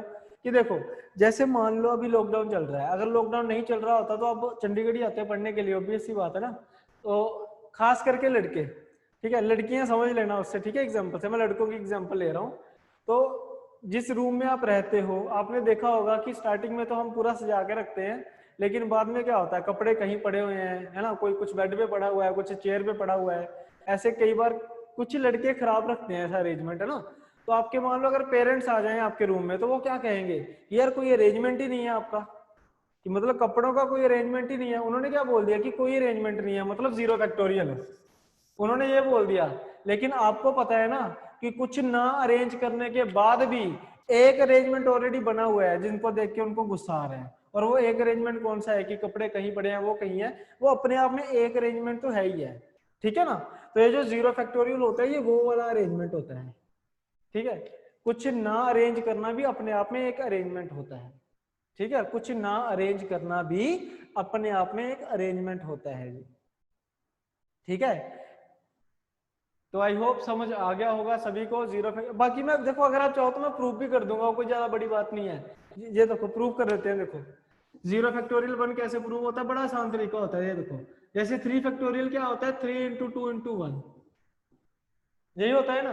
तो अगर मैं ऊपर 4 से मल्टीप्लाई करके नीचे 4 से डिवाइड कर दूं, ध्यान से समझना, अगर ऊपर 4 से मल्टीप्लाई करके नीचे 4 से डिवाइड कर दिया जाए तो ये ऊपर क्या बन जाएगा, 4 इंटू 3 इंटू 2 इंटू 1, मतलब 4 फैक्टोरियल, यही बनेगा ना। और नीचे क्या आ जाएगा, डिवाइड बाय 4। क्लियर, ऐसे ही देखो जो 4 फैक्टोरियल होता है वो कितना होगा, 4 इंटू 3 इंटू 2 इंटू 1। ठीक है, अगर मैं इसको ऊपर 5 से मल्टीप्लाई करके नीचे 5 से डिवाइड कर दूं तो कितना बन जाएगा जी, 5 फैक्टोरियल डिवाइड बाय 5। ठीक है, तो देखो जी 3 फैक्टोरियल बना है 4 फैक्टोरियल डिवाइड बाय 4, 4 फैक्टोरियल कितना बन गया, 5 factorial divide by 5। Similarly 2 factorial कितना बनेगा, 3 फैक्टोरियल कितना बन जाएगा, कमेंट बताओ, कमेंट करके दिखाओ फटाफट क्या बनेगा। इसी फॉर्म में 3 फैक्टोरियल का क्या, 2 फैक्टोरियल का क्या आंसर आएगा, जल्दी से आंसर बताइए, शाबाश। बिल्कुल 3 फैक्टोरियल डिवाइड बाय 3, यही बनेगा ना। आप सभी आंसर भी कर रहे हो, ऑब्वियस सी बात है। ऐसे ही जो 1 फैक्टोरियल होगा वो क्या बनेगा, 2 फैक्टोरियल डिवाइड बाय 2। ठीक है, सिमिलरली जो 0 फैक्टोरियल होगा वो क्या बनेगा, बताओ जरा आंसर, 0 फैक्टोरियल क्या बनेगा, जल्दी से आंसर बताइए। हो गया ना प्रूफ, हाँ जी हो गया ना प्रूफ, क्या बनेगा, 1 factorial over 1 which is equal to 1। तो ये प्रूफ आ गया हमारे पास कि जो 0 फैक्टोरियल होता है वो किसके बराबर होता है जी, 1 के बराबर होता है। बाकी मैं आपको थ्योरेटिकली बता देता हूँ एक चीज कि क्या होता है कि कुछ ना अरेंज करना भी अपने आप में एक अरेंजमेंट होता है। अगर आप कुछ अरेंज नहीं करते हो तो वो भी एक अरेंजमेंट काउंट होगा। ठीक है, चलिए अब ये हो गया हमारे पास बेसिक इसका फैक्टोरियल्स, आपको समझ आ गए होंगे। तो मैं मिटा इसको नोट कर लेना, स्क्रीनशॉट ले लेना इसका, क्योंकि इसमें फैक्टोरियल्स का सब कुछ ही है लगभग। ठीक है,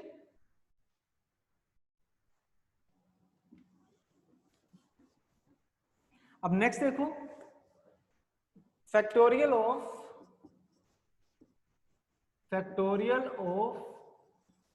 नेगेटिव नंबर।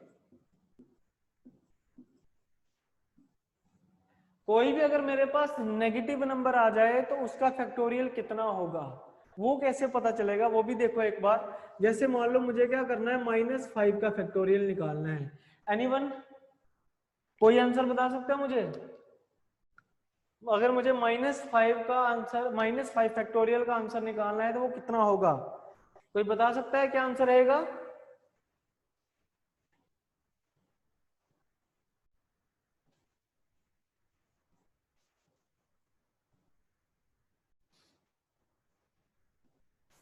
बस करो पगलो, रुलाओगे क्या अब ऐसे मैसेज करके?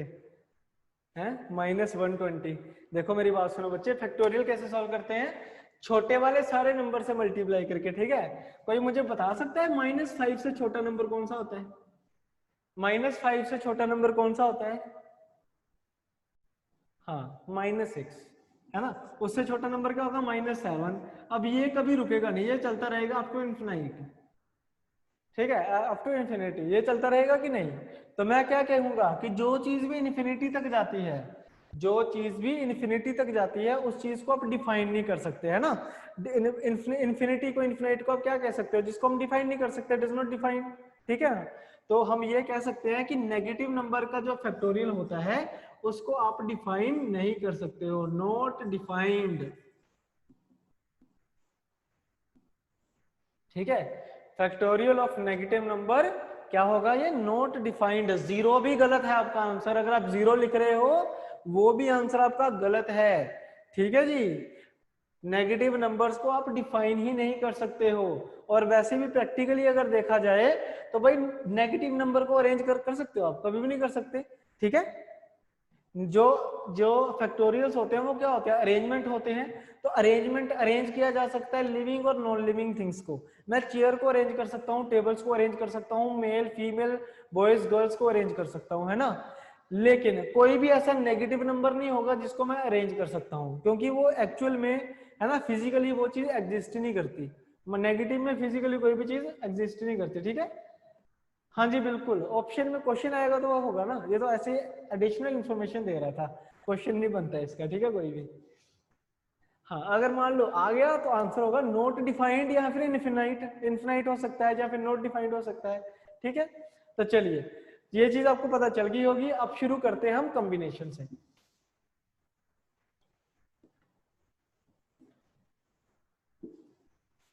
आज हम स्टार्ट करेंगे कॉम्बिनेशन से, तो कोशिश करेंगे कि कॉम्बिनेशन वाला पोर्शन हम कंप्लीट कर लें ताकि कल हम परमुटेशन करके कुछ प्रैक्टिस क्वेश्चंस और डाउट्स कर सके। ठीक है, तो चलिए देखो,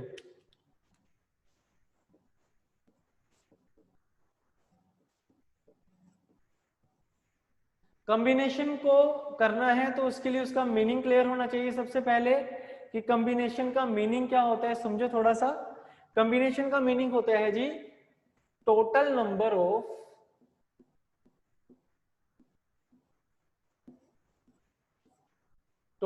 of possible selections. Total number of possible selections. ठीक है, तो क्या मीनिंग हुआ इसका? कि किसी चीज को हम कितने तरीकों से सिलेक्ट कर सकते हैं उसको बोला जाता है कॉम्बिनेशन। किसी चीज को कितने तरीकों से सिलेक्ट किया जाता है उसको बोला जाता है जी कॉम्बिनेशन। ठीक है, फॉर एग्जाम्पल मान लो मेरे पास ये देखो अभी 5 मार्कर्स हैं। ठीक है, ये 5 मार्कर है मेरे पास। अगर मुझे इन पांचों में से किसी एक मार्कर को सिलेक्ट करना है, इन पांचों में से अगर मुझे किसी एक मार्कर को सिलेक्ट करना है तो मेरे पास कितने तरीके होंगे सिलेक्ट करने के?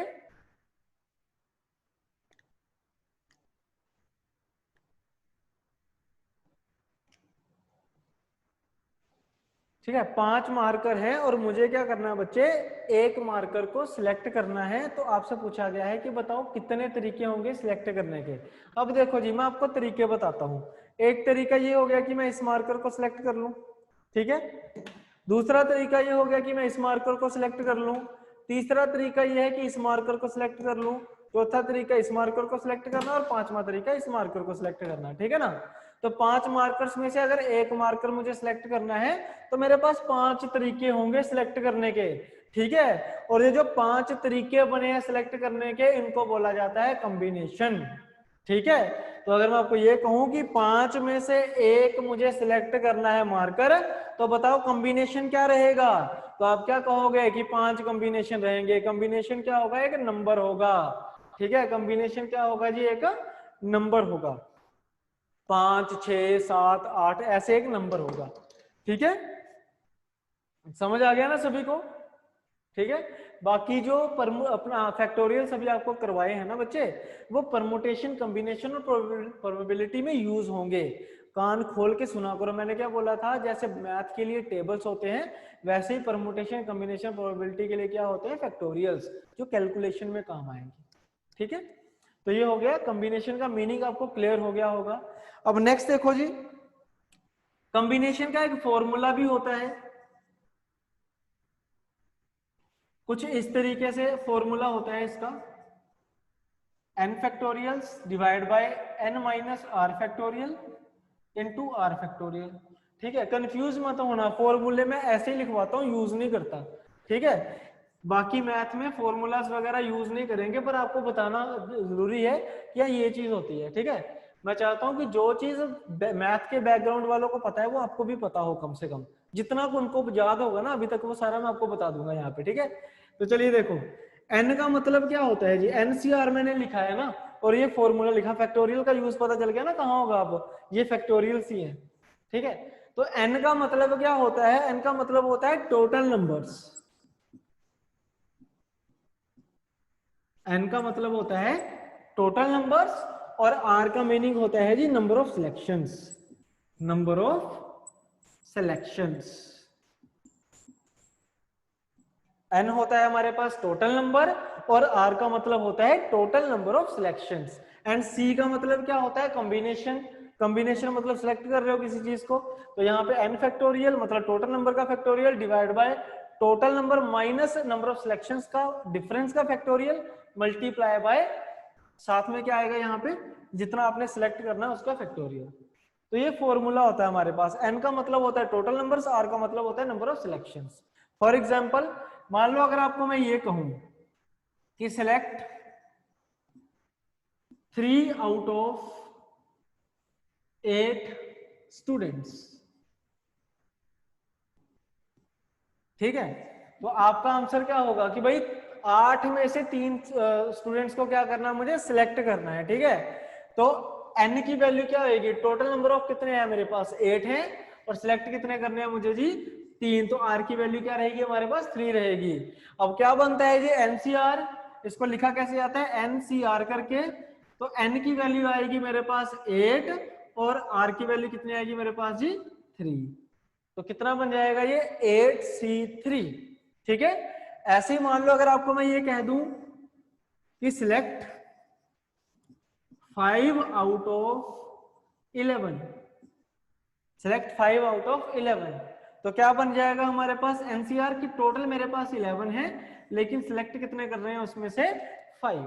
तो क्या लिखोगे आप इसको, 11C5, 11C5। समझ आ गया होगा सभी को, है ना। ये छोटी छोटी चीजें अभी करना सिखाऊंगा मैं, आपका बेस बना रहा हूं बस, कि कॉम्बिनेशन का मीनिंग क्या होता है, उसका फॉर्मूला क्या होता है, उसके फॉर्मूले में जो लिखा होता है उनका मीनिंग क्या होता है, और उसकी इंप्लीमेंटेशन किस प्रकार से की जाती है, ठीक है। अब मुझे एक क्वेश्चन का आपने आंसर बताना है कि अगर मैं आपको ये कहूं कि select 8 out of 20, select 8 out of 20, तो भाई इसका आंसर बताओ क्या रहा होगा, जल्दी से बताओ इसका आंसर क्या आएगा, सिलेक्ट 8 आउट ऑफ 20।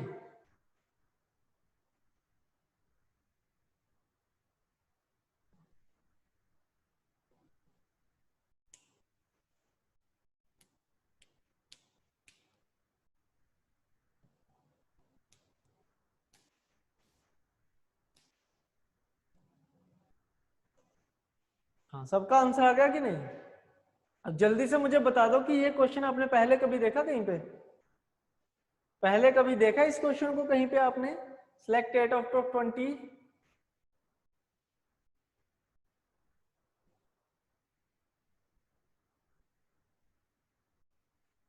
नहीं देखा कहीं भी?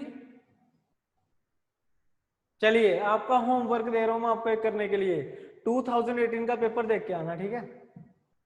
जो पीसीएस का 2018 का पेपर है उसको देख के आना थोड़ा सा। पीसीएस का 2018 का पेपर देख के आना, ठीक है? बिल्कुल, शालू बंसल का आंसर आ चुका है, लास्ट ईयर एग्जाम में पूछा गया था। ठीक है, बस लिखा थोड़ा सा अलग तरीके से हुआ था, ठीक है? इतना सिंपल भी नहीं लिखा हुआ था। In how many ways we can select 8 people out of 20, ऐसे लिखा हुआ था उसने, ठीक है? ठीक है, और ऑप्शन क्या थी? ऑप्शन कुछ इस तरीके से थी कि 20C8, 20P8, 20 फैक्टोरियल, 8 फैक्टोरियल, ऐसे 4 ऑप्शन थी, ठीक है? और इन चारों में से कोई एक आंसर निकालना था हमें। ऑप्शन भी यही थी, मतलब सॉल्व भी नहीं किया हुआ था इसको, ठीक है?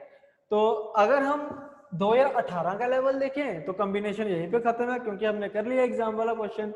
लेकिन अब 2020 है तो थोड़ा सा आगे चल लेते हैं, क्योंकि क्वेश्चन हो सकता है कि वो थोड़ा सा आपको लाइन वाला दे दे, थोड़ा प्रॉपर क्वेश्चन दे दे, ठीक है? तो इसको मे भी आपने कर लिया होगा सबने। इसका आंसर होगा 20C8। सी इसलिए लिखा है क्योंकि बात हो रही थी सिलेक्शंस की, ठीक है?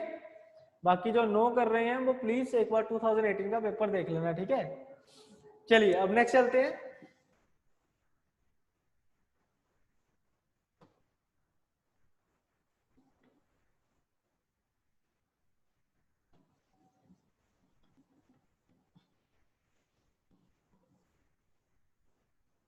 अब हम सीखेंगे कि जो हमने लिखा है 20C8 लिखा है, जो भी हमने लिखा है इसको सोल्व किस प्रकार से किया जाता है, ठीक है?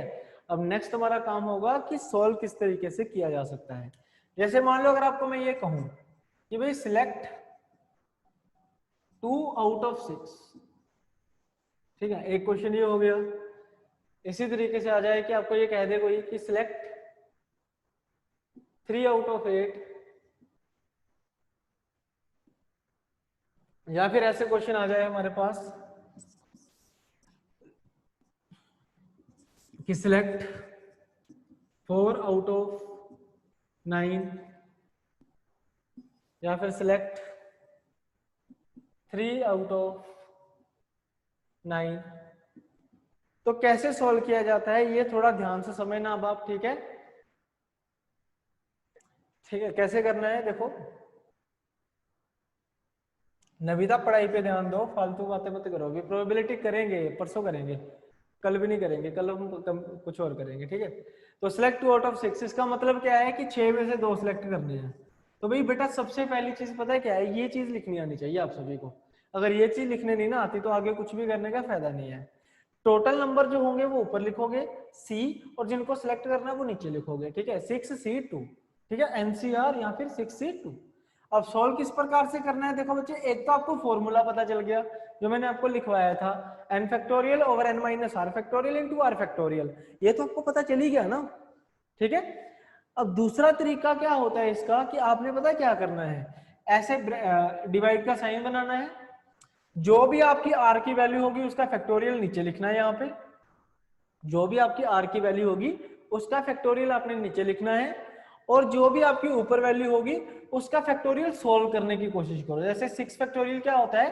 6 into 5 into 4 into 3 into 2 into 1, ठीक है? ये होता है। लेकिन एक चीज आपने हमेशा याद रखनी है कि भाई देखो ये जो 6 फैक्टोरियल होगा इसको पूरे को सोल्व नहीं करना। इसको कितना सोल्व करना है? जितनी हमारी आर की वैल्यू होगी। अगर आर की वैल्यू आपकी 2 है तो ये 2 टाइम्स सोल्व होगा। आर की वैल्यू अगर 2 है तो ये 2 टाइम्स सोल्व होगा। क्लियर हो गया सभी को? तो आंसर कितना आएगा देखो, 6 इंटू 5 30, डिवाइड बाय 2 फैक्टोरियल 2 ही होता है, तो आंसर रहेगा 15। आंसर कितना रहेगा हमारे पास? 15, ठीक है? जैसे एक क्वेश्चन और देखो, यहाँ पे क्या लिखा हुआ है कि सिलेक्ट 3 आउट ऑफ 8, 8 में से 3 सिलेक्ट करो, तो कितना बनेगा बच्चे? 8C3, ठीक है? तो कैसे सॉल्व करेंगे कि नीचे तो क्या आएगा यहाँ पे 3 फैक्टोरियल, 3 है तो 3 का फैक्टोरियल एज इट इज लिख देना है हमने, और ऊपर क्या करोगे 8 के फैक्टोरियल को सॉल्व करोगे। 8 इंटू 7 इंटू 6 कितनी बार करोगे 3 बार। यहाँ पे 2 बार किया था क्योंकि नीचे 2 फैक्टोरियल था, यहाँ पे 3 बार करेंगे क्योंकि 3 फैक्टोरियल है। समझ रहे हो ना बात को, ठीक है। उसके बाद आगे क्या करोगे, देखो ये जो 3 फैक्टोरियल होता है ये कितना होता है 6 होता है। अब मोस्ट ऑफ द स्टूडेंट गलती क्या करते हैं, जैसे 2 फैक्टोरियल 2 होता है वैसे ही वो 3 फैक्टोरियल 3 लिख देते हैं। ऐसा नहीं करना। 3 फैक्टोरियल क्या होता है 6 के बराबर होता है, तो 6 से 6 कैंसिल हो गया, आंसर कितना बचेगा 56। आंसर कितना बच जाएगा हमारे पास 56, ठीक है। सिमिलरली यहाँ पे देखो कि सिलेक्ट 3 आउट ऑफ 9, तो मतलब क्या है इसका 9C3 या फिर 9 into 8 into 7 divide by 3 factorial. और 3 फैक्टोरियल को कैसे लिख सकते हैं हम 3 इंटू 2, इंटू 1 लिखने की जरूरत नहीं है क्योंकि इंटू 1 का कोई मतलब नहीं बनता, ठीक है। तो उसके बाद सॉल्व कर लो, ये 4 से कैंसिल हो गया, ये 3 से कैंसिल हो गया, 4 3 12 7 84 आंसर। हाँ जी जल्दी से बता दो, समझ आ गया ना सभी को अभी, कोई डाउट तो नहीं है ना। हाँ जी बिल्कुल, सी का मतलब होता है कॉम्बिनेशन। ग्रेट, अगर समझ आ गया तो अच्छी बात है, ठीक है। चलिए ये वाला क्वेश्चन करके दिखाओ, मुझे इसका आंसर बताओ। सिलेक्ट 4 आउट ऑफ 9 कि कितने कॉम्बिनेशन बनेंगे टोटल। हाँ जी बेटा 3 फैक्टोरियल 6 ही तो होगा, ये 6 से ही कैंसिल करा ना, 3 फैक्टोरियल 6, 6 से 6 कैंसिल, ठीक है। यहाँ पे भी देखो 3 फैक्टोरियल कितना लिखा 3 इंटू 2, 3 इंटू 2 6 ही होता है।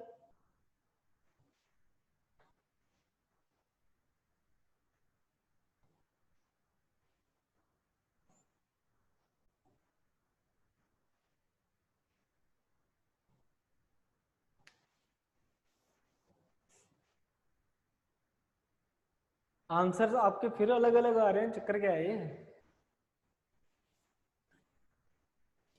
ये कितना आएगा 9C4,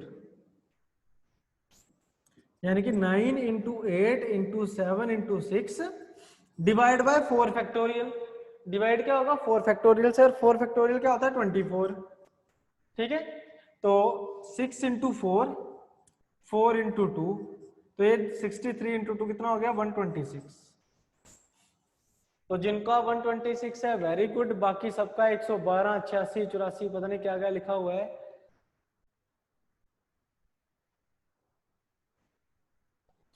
थ्री आउट ऑफ 9, तो नीचे 3 फैक्टोरियल होगा, तो 3 फैक्टोरियल क्या होता है 6, 3 इंटू 2 6 होता है, और ऊपर क्या है 9 इंटू 8 इंटू 7, तो 3 इंटू 3 9 हो गया, 2 इंटू 4 8 हो गया, 3 इंटू 4 12 इंटू 7 84।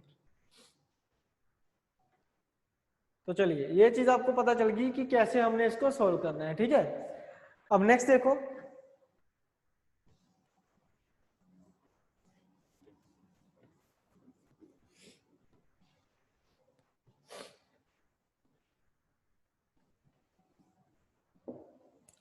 ठीक है। फैक्टोरियल्स पढ़ लिए क्या होते हैं, हमें कॉम्बिनेशन का मीनिंग पता चल गया, उसके फॉर्मूले का पता चल गया, और उसके फॉर्मूले के बिना कैसे सोल्व करते हैं ये भी हमें पता चल चुका है, ठीक है। अब नेक्स्ट देखो, कुछ रिजल्ट होते हैं जो आपको याद ही रहे तो अच्छा है, हालांकि वैसे याद हो जाते हैं, ये बड़े ज्यादा यूज होते हैं। जैसे सबसे पहला रिजल्ट होता है NC1, कि कुछ n नंबर ऑफ मेरे पास वैल्यूज हैं, उनमें से एक को सिलेक्ट करना है। जैसे 5 मार्कर थे और 5 में से एक को सिलेक्ट करना था, तो आंसर कितना बना था हमारे पास 5, ठीक है। ऐसे अगर 10 मार्कर होते, 10 में से एक को सिलेक्ट करना होता तो आंसर क्या होना था 10। अगर 20 मार्कर होते, 20 में से एक को सिलेक्ट करना होता तो आंसर होना था 20, ठीक है। सिमिलरली अगर n में से एक सिलेक्ट करना होता तो आंसर कितना होना था हमारे पास n, ठीक है। अगर मान लो कभी भी किसी एक चीज को सिलेक्ट करना हो तो उस चीज में जो उसका आंसर हमेशा क्या रहेगा, जितने में से आप सिलेक्ट कर रहे हो ना एक चीज को, जितने वो टोटल नंबर हैं उतने ही हमारे पास क्या बन जाएंगे कॉम्बिनेशन, ठीक है। उतने ही हमारे पास क्या बन जाएंगे जी कॉम्बिनेशन बन जाएंगे। समझ गए ना बात को, ठीक है। नेक्स्ट देखो, अगर मुझे किसी को सिलेक्ट नहीं करना है, ठीक है, n नंबर ऑफ पर्सन है और मुझे क्या करना है उनमें से 0 को सिलेक्ट करना है, ठीक है। तो याद रखना फैक्टोरियल में जो बताया था अरेंजमेंट वाले केस में सिलेक्शन वाले केस में भी फॉलो करेगा वो, कि अगर आपने कुछ नहीं सिलेक्ट किया तो कुछ ना सिलेक्ट करना भी अपने आप में एक सिलेक्शन होती है, कुछ ना सिलेक्ट करना भी अपने आप में एक सिलेक्शन होती है, ठीक है। तो जब भी कभी पैरों में जीरो दिख जाए आपको, मतलब जीरो दिख जाए, तो आंसर हमेशा क्या रहेगा आपका यहाँ पे 1 रहेगा। जब भी नंबर ऑफ सिलेक्शन हमारे पास जीरो होंगी तो आंसर हमेशा क्या रहेगा 1 रहेगा। सिमिलरली अगर मुझे सबको सिलेक्ट करना है, अगर मुझे मान लो ऐसे आ जाए क्वेश्चन कि 8 में से 8 लोग सिलेक्ट करने हैं, तो आंसर क्या रहेगा इसका भी 1। कि अगर देखो ना, मैं आपको ये कहूं कि भाई 5 मार्कर हैं और 5 में से पांचों मार्कर सिलेक्ट करने हैं, तो एक ही तरीका है कि पांचों सिलेक्ट कर लिए, कम ज्यादा तो करने ही नहीं है, 5 ही करने हैं 5 में से, तो पांचों ही करूंगा ना मैं सिलेक्ट। तो कितने तरीके बनेंगे उसके भी? एक। ठीक है, इसका आंसर क्या रहेगा 1। तो इसमें क्या है बेटा, क्या दिक्कत आ रही है आपको? एन वाला कंसेप्ट क्या है? एन कुछ नंबर्स होंगे ना, कुछ भी हो सकता है, 3 4 5 6 7 8। एन जैसे आप एक्स वाई जेड मान लेते हो, वैसे मैंने एन मान लिया। एन मतलब नंबर ऑफ वैल्यूज कुछ रही होगी, तो उस एन वैल्यूज में से अगर आप एक वैल्यू को सिलेक्ट करते हो, जैसे मान लो 10 में से एक सिलेक्ट करते हो, या 12 में से एक सिलेक्ट करते हो, या 15 में से एक सिलेक्ट करते हो, एन की कोई भी वैल्यू पुट कर लो, तो आंसर हमेशा वही आएगा नंबर जो टोटल वैल्यूज रही होंगी। ये मेरे कहने का मतलब था, ठीक है।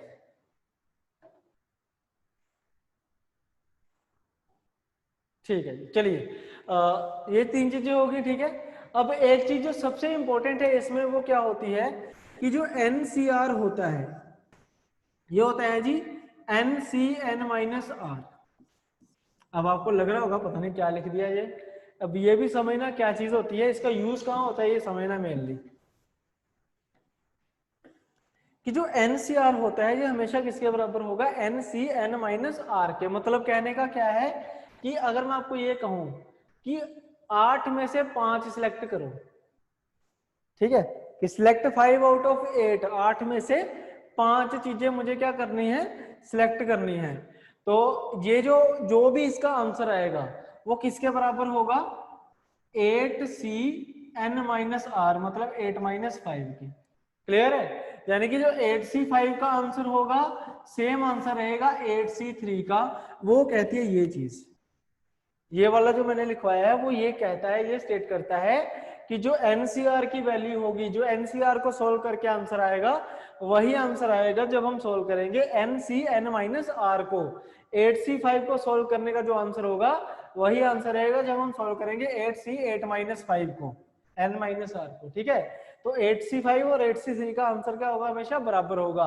करके देखते हैं एक बार, फॉर्मूले का यूज करते हैं यहाँ पे। फॉर्मूला क्या कहता है कि जब भी ऐसा हो तो क्या करोगे? 8 factorial n factorial divide by n-r factorial, ठीक है, इनटू r फैक्टोरियल, यही होता है ना, n factorial over n-r factorial into r factorial.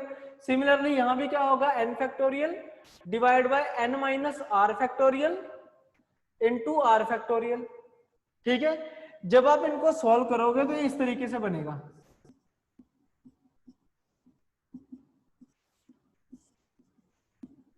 जो कि आपको दिख रहा होगा कि सरासर बराबर है, बस 5 और 3 आगे पीछे लिखे हुए हैं बस, ठीक है। तो ये दोनों क्या है? बराबर है। तो अगर ये दोनों चीजें बराबर आती हैं तो इसका मतलब क्या हो गया कि जो NCR है वो किसके बराबर है जी? NCN-R के, ठीक है, NCN-R के। अब देखना आपने कि यूज कहाँ होगा ये चीज, ये मैंने लिखवा तो दी है लेकिन ये यूज कहाँ होगी वो भी समझो थोड़ा सा, ठीक है।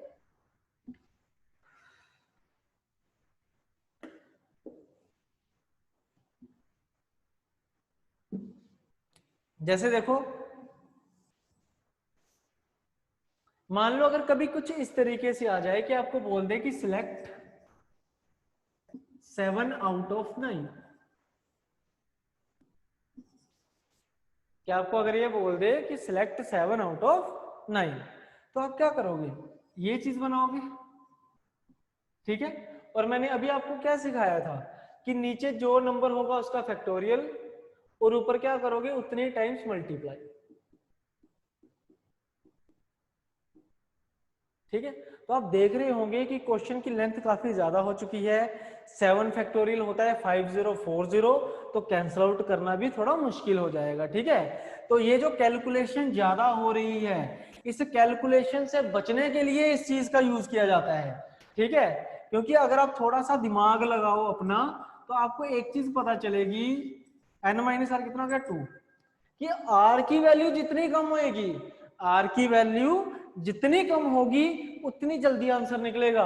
क्योंकि 9c2 कैसे निकालोगे, 9 इंटू 8 डिवाइड बाई 2 फैक्टोरियल, है ना। ये सोल्व करोगे फटाफट, देखो 36 आंसर भी आ गया। जितने टाइम में इसका आंसर निकाल लो उतने में तो ये लिखा भी नहीं जाएगा आपको, आपसे पूरा। समझ रहे हो ना बात को। हालांकि आंसर इसको सोल्व करके भी सेम ही आएगा, इसको पूरा सोल्व करोगे तो आंसर फिर सेम आएगा, लेकिन कैलकुलेशन ज्यादा हो जाएगी। ठीक है, तो उस कैलकुलेशन से बचने के लिए हम ये चीज यूज करते हैं कि एनसीआर किसके बराबर होता है, एनसीएन माइनस आर के। क्योंकि आर की वैल्यू जितनी कम होगी उतनी ही जल्दी जल्दी आंसर आएगा। ठीक है, जैसे एक और देखो, मान लो अगर ऐसे आ जाए कि आपसे कोई पूछे कि बताओ 8c7 का क्या आंसर होगा, तो मुझे फटाफट बताओ 8c7 का क्या आंसर होगा। आपका आंसर विद इन 10 सेकेंड आना चाहिए।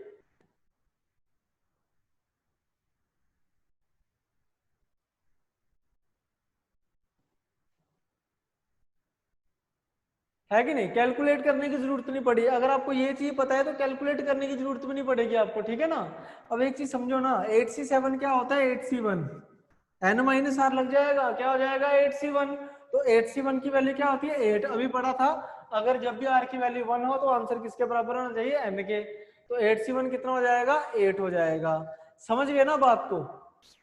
ठीक है, ये चीज आपको समझ आनी चाहिए अच्छे से, क्योंकि हो सकता है कि इन फ्यूचर, जैसे उसने पिछले क्वेश्चन में 20c8 दिया था आंसर, पिछले क्वेश्चन में जैसे 20c8 दिया था पिछले एग्जाम में, अगर इसकी जगह पे वो 20c12 भी लिख देता तो वो गलत थोड़ी था। 20c12 अगर लिख देता तो वो गलत थोड़ी होना था, वो भी तो सही होना था ना। तो अगर ये चीज आपको पता होगी तभी तो लिखोगे ना ये चीज। तो ये चीज थोड़ा समझना आप, ठीक है। क्योंकि फ्री के नंबर मिलेंगे परमुटेशन कॉम्बिनेशन से। एक क्वेश्चन भी आ गया तो 2.5 नंबर फ्री की ही है, एक मान लो परमुटेशन कॉम्बिनेशन से और एक प्रोबेबिलिटी से। 5 नंबर तो है ही है ये, बड़ा सिंपल सा टॉपिक होता है। जितना देखो, जितनी चीज आपने, आपको मैं बता देता हूँ कि ये कितना लेंथी होता है, परमुटेशन कॉम्बिनेशन प्रोबेबिलिटी तीनों टॉपिक मिला के परसेंटेज का आधा होगा बस। ये जितना परसेंटेज को पढ़ा है ना हमने, उसका आधा पढ़ लोगे ना तो ये तीनों टॉपिक कवर हो जाएंगे, परमुटेशन कॉम्बिनेशन एंड प्रोबेबिलिटी। ठीक है, तो ये चीज आपको पता चल गई। पहली चीज मैंने आपको बताई है कि NC1 क्या होता है, n के बराबर होगा। दूसरी चीज NC0 1 के बराबर होगी। तीसरी NCN 1 के बराबर होगा। और चौथा क्या होगा, NCR किसके बराबर होगा जी, NCN माइनस आर के। ठीक है,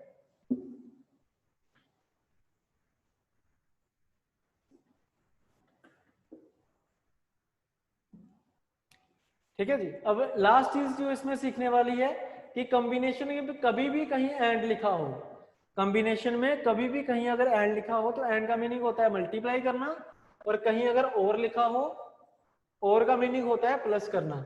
जब हम क्वेश्चंस करेंगे तो उसमें आ जाएंगे। ठीक है जी।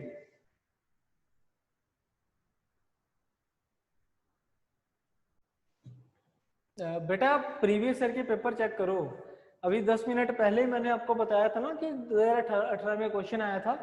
ठीक है, अब ऐसा तो है नहीं कि आपके सिलेबस में कॉम्बिनेशन है और परमुटेशन नहीं है, क्योंकि ऑप्शन ये थी ना 20c8, मैं फिर से लिखवा देता हूँ, 20p8, 20 फैक्टोरियल और 8 फैक्टोरियल। तो ये p क्या है ना।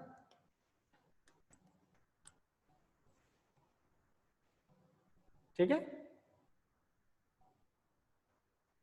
बिल्कुल। क्वेश्चन नंबर 43 सेट ए, तो क्वेश्चन देख लेना। ठीक है, तो P4 अब क्या है, मतलब कि P4 पापा जी थोड़ी है, P4 परमुटेशन है, तो परमुटेशन भी आ सकता है। ठीक है, कोई ज्यादा बड़ी बात नहीं है। बाकी देखो एग्जाम में क्या आएगा, मैं आपको सिलेबस बताऊं थोड़ा सा। ये लिखा होता है उन्होंने, general mental ability, mental ability, basic numeracy,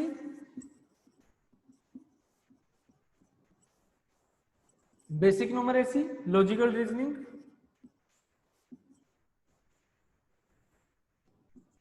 logical reasoning हो गया, उसके बाद communication skills and interpersonal skills, English comprehension, ठीक है, जैसे लैंग्वेज, इंग्लिश लैंग्वेज और कॉम्प्रिहेंशन ऐसे कुछ लिखा होता है, पंजाबी लैंग्वेज। अब देखो ना, मैं बेसिक न्यूमेरेसी को कुछ हद तक डिफाइन कर सकता हूँ कि इसमें क्या क्या होता है, ठीक है, कि जो बेसिक टॉपिक होते हैं उसे बोला जाता है बेसिक न्यूमेरेसी।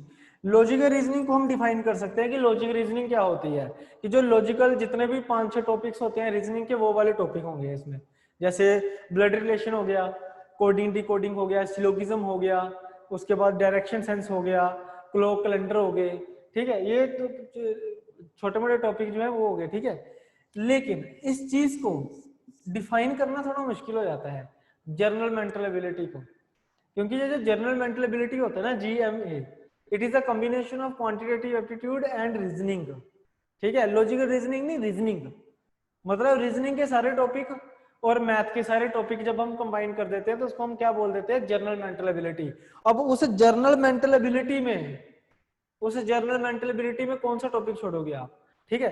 अगर मान लो मैं 2012 का पेपर देखूं, है ना, 2014 का मैं आया था, उसके बाद 15 में आया था और 18 में, ऐसे कुछ थे ना पिछले प्रीवियस ईयर के पेपर, जब 12 की जगह या 13 में ऐसे कुछ होगा, 12, 13, 15 ऐसे कुछ था।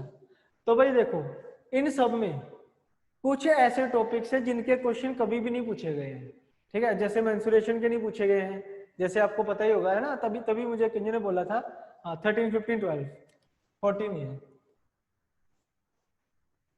ठीक है। तो इसमें कई टॉपिक ऐसे हैं जिनके क्वेश्चन कभी पूछे ही नहीं गए, तो इसका मतलब ये नहीं है कि वो सिलेबस का पार्ट नहीं है। बच्चे, जो सीसेट का सिलेबस है ना, वो यूपीएससी का, टीसीएस का, एचएस का, एचसीएस का लगभग सेम ही है, कोई ज्यादा डिफरेंस है नहीं, ठीक है, लगभग सेम ही है। बाकी एक चीज देखो, अगर आप सिलेबस देखोगे ना, तो उसमें आपको कुछ टॉपिक ऐसे हैं जो आते हैं पेपर में लेकिन लिखे नहीं मिलेंगे आपको, ठीक है, लिखे हुए नहीं मिलेंगे। तो वो ऐसी चीजें नहीं करनी बिल्कुल भी, सिलेबस को ऐसा नहीं है कि आपने प्रीवियस ईयर के क्वेश्चन देख लिए, जो 18 में जो टॉपिक पूछे गए हैं वही पढ़ेंगे क्योंकि आगे वही आएंगे, ऐसा कुछ नहीं है। सारे के सारे टॉपिक आपको करने ही पड़ेंगे, चाहे थोड़े थोड़े क्यों ना करो, लेकिन करने जरूर पड़ेंगे भाई, ठीक है, क्योंकि इस जर्नल मेंटल एबिलिटी में क्या क्या आता है, सब कुछ ही आता है मतलब, ठीक है ना, तो उसको आप स्किप नहीं कर सकते। हाँ देखो, जैसे अभी क्वेश्चन करवाया था, कह रहे हैं जी बेसिक न्यूमेरेसी का क्वेश्चन है ना। अब बेसिक न्यूमेरेसी में किसका, नंबर सिस्टम में, इसमें रिमाइंडर थ्योरम का क्वेश्चन है ये, नंबर सिस्टम में आगे फर्दर रिमाइंडर थ्योरम का क्वेश्चन है कि 2019 की पावर 19/19, ये क्वेश्चन है। साइक्लिसिटी के ऊपर क्वेश्चन है, साइक्लिसिटी ऑफ ए नंबर, उसका क्वेश्चन है ये, ठीक है। तो ये चीजें मत करो कि ये चीज नहीं आती है या ये चीज आती है, टेंशन मत लो, पूरा का पूरा सिलेबस, पूरे के पूरे प्रीवियस ईयर पेपर सारा के सारे मैंने एनालाइज ऑलरेडी कर रखे हैं, ठीक है। तो घबराने वाली कोई बात नहीं है, आपको जो चीजें इंपॉर्टेंट होगी वही करवाऊंगा मैं, फालतू कुछ नहीं कराने वाला, ठीक है। तो आज की क्लास को मैं कर रहा हूँ यहीं पे खत्म। तो बेसिक हमारा हो चुका है कॉम्बिनेशन का, तो जितना मैंने आपको करवा दिया है ना, ये जो जितना मैंने आपको अभी करवा दिया है, तो इसको आप अच्छे तरीके से पढ़ लेना बस एक बार, ठीक है, ताकि कल जब हम क्वेश्चन करें तो ये चीजें ना पूछो आप दोबारा मुझसे, ठीक है। तो चलिए मिलते हैं नेक्स्ट क्लास में, थैंक यू वेरी मच।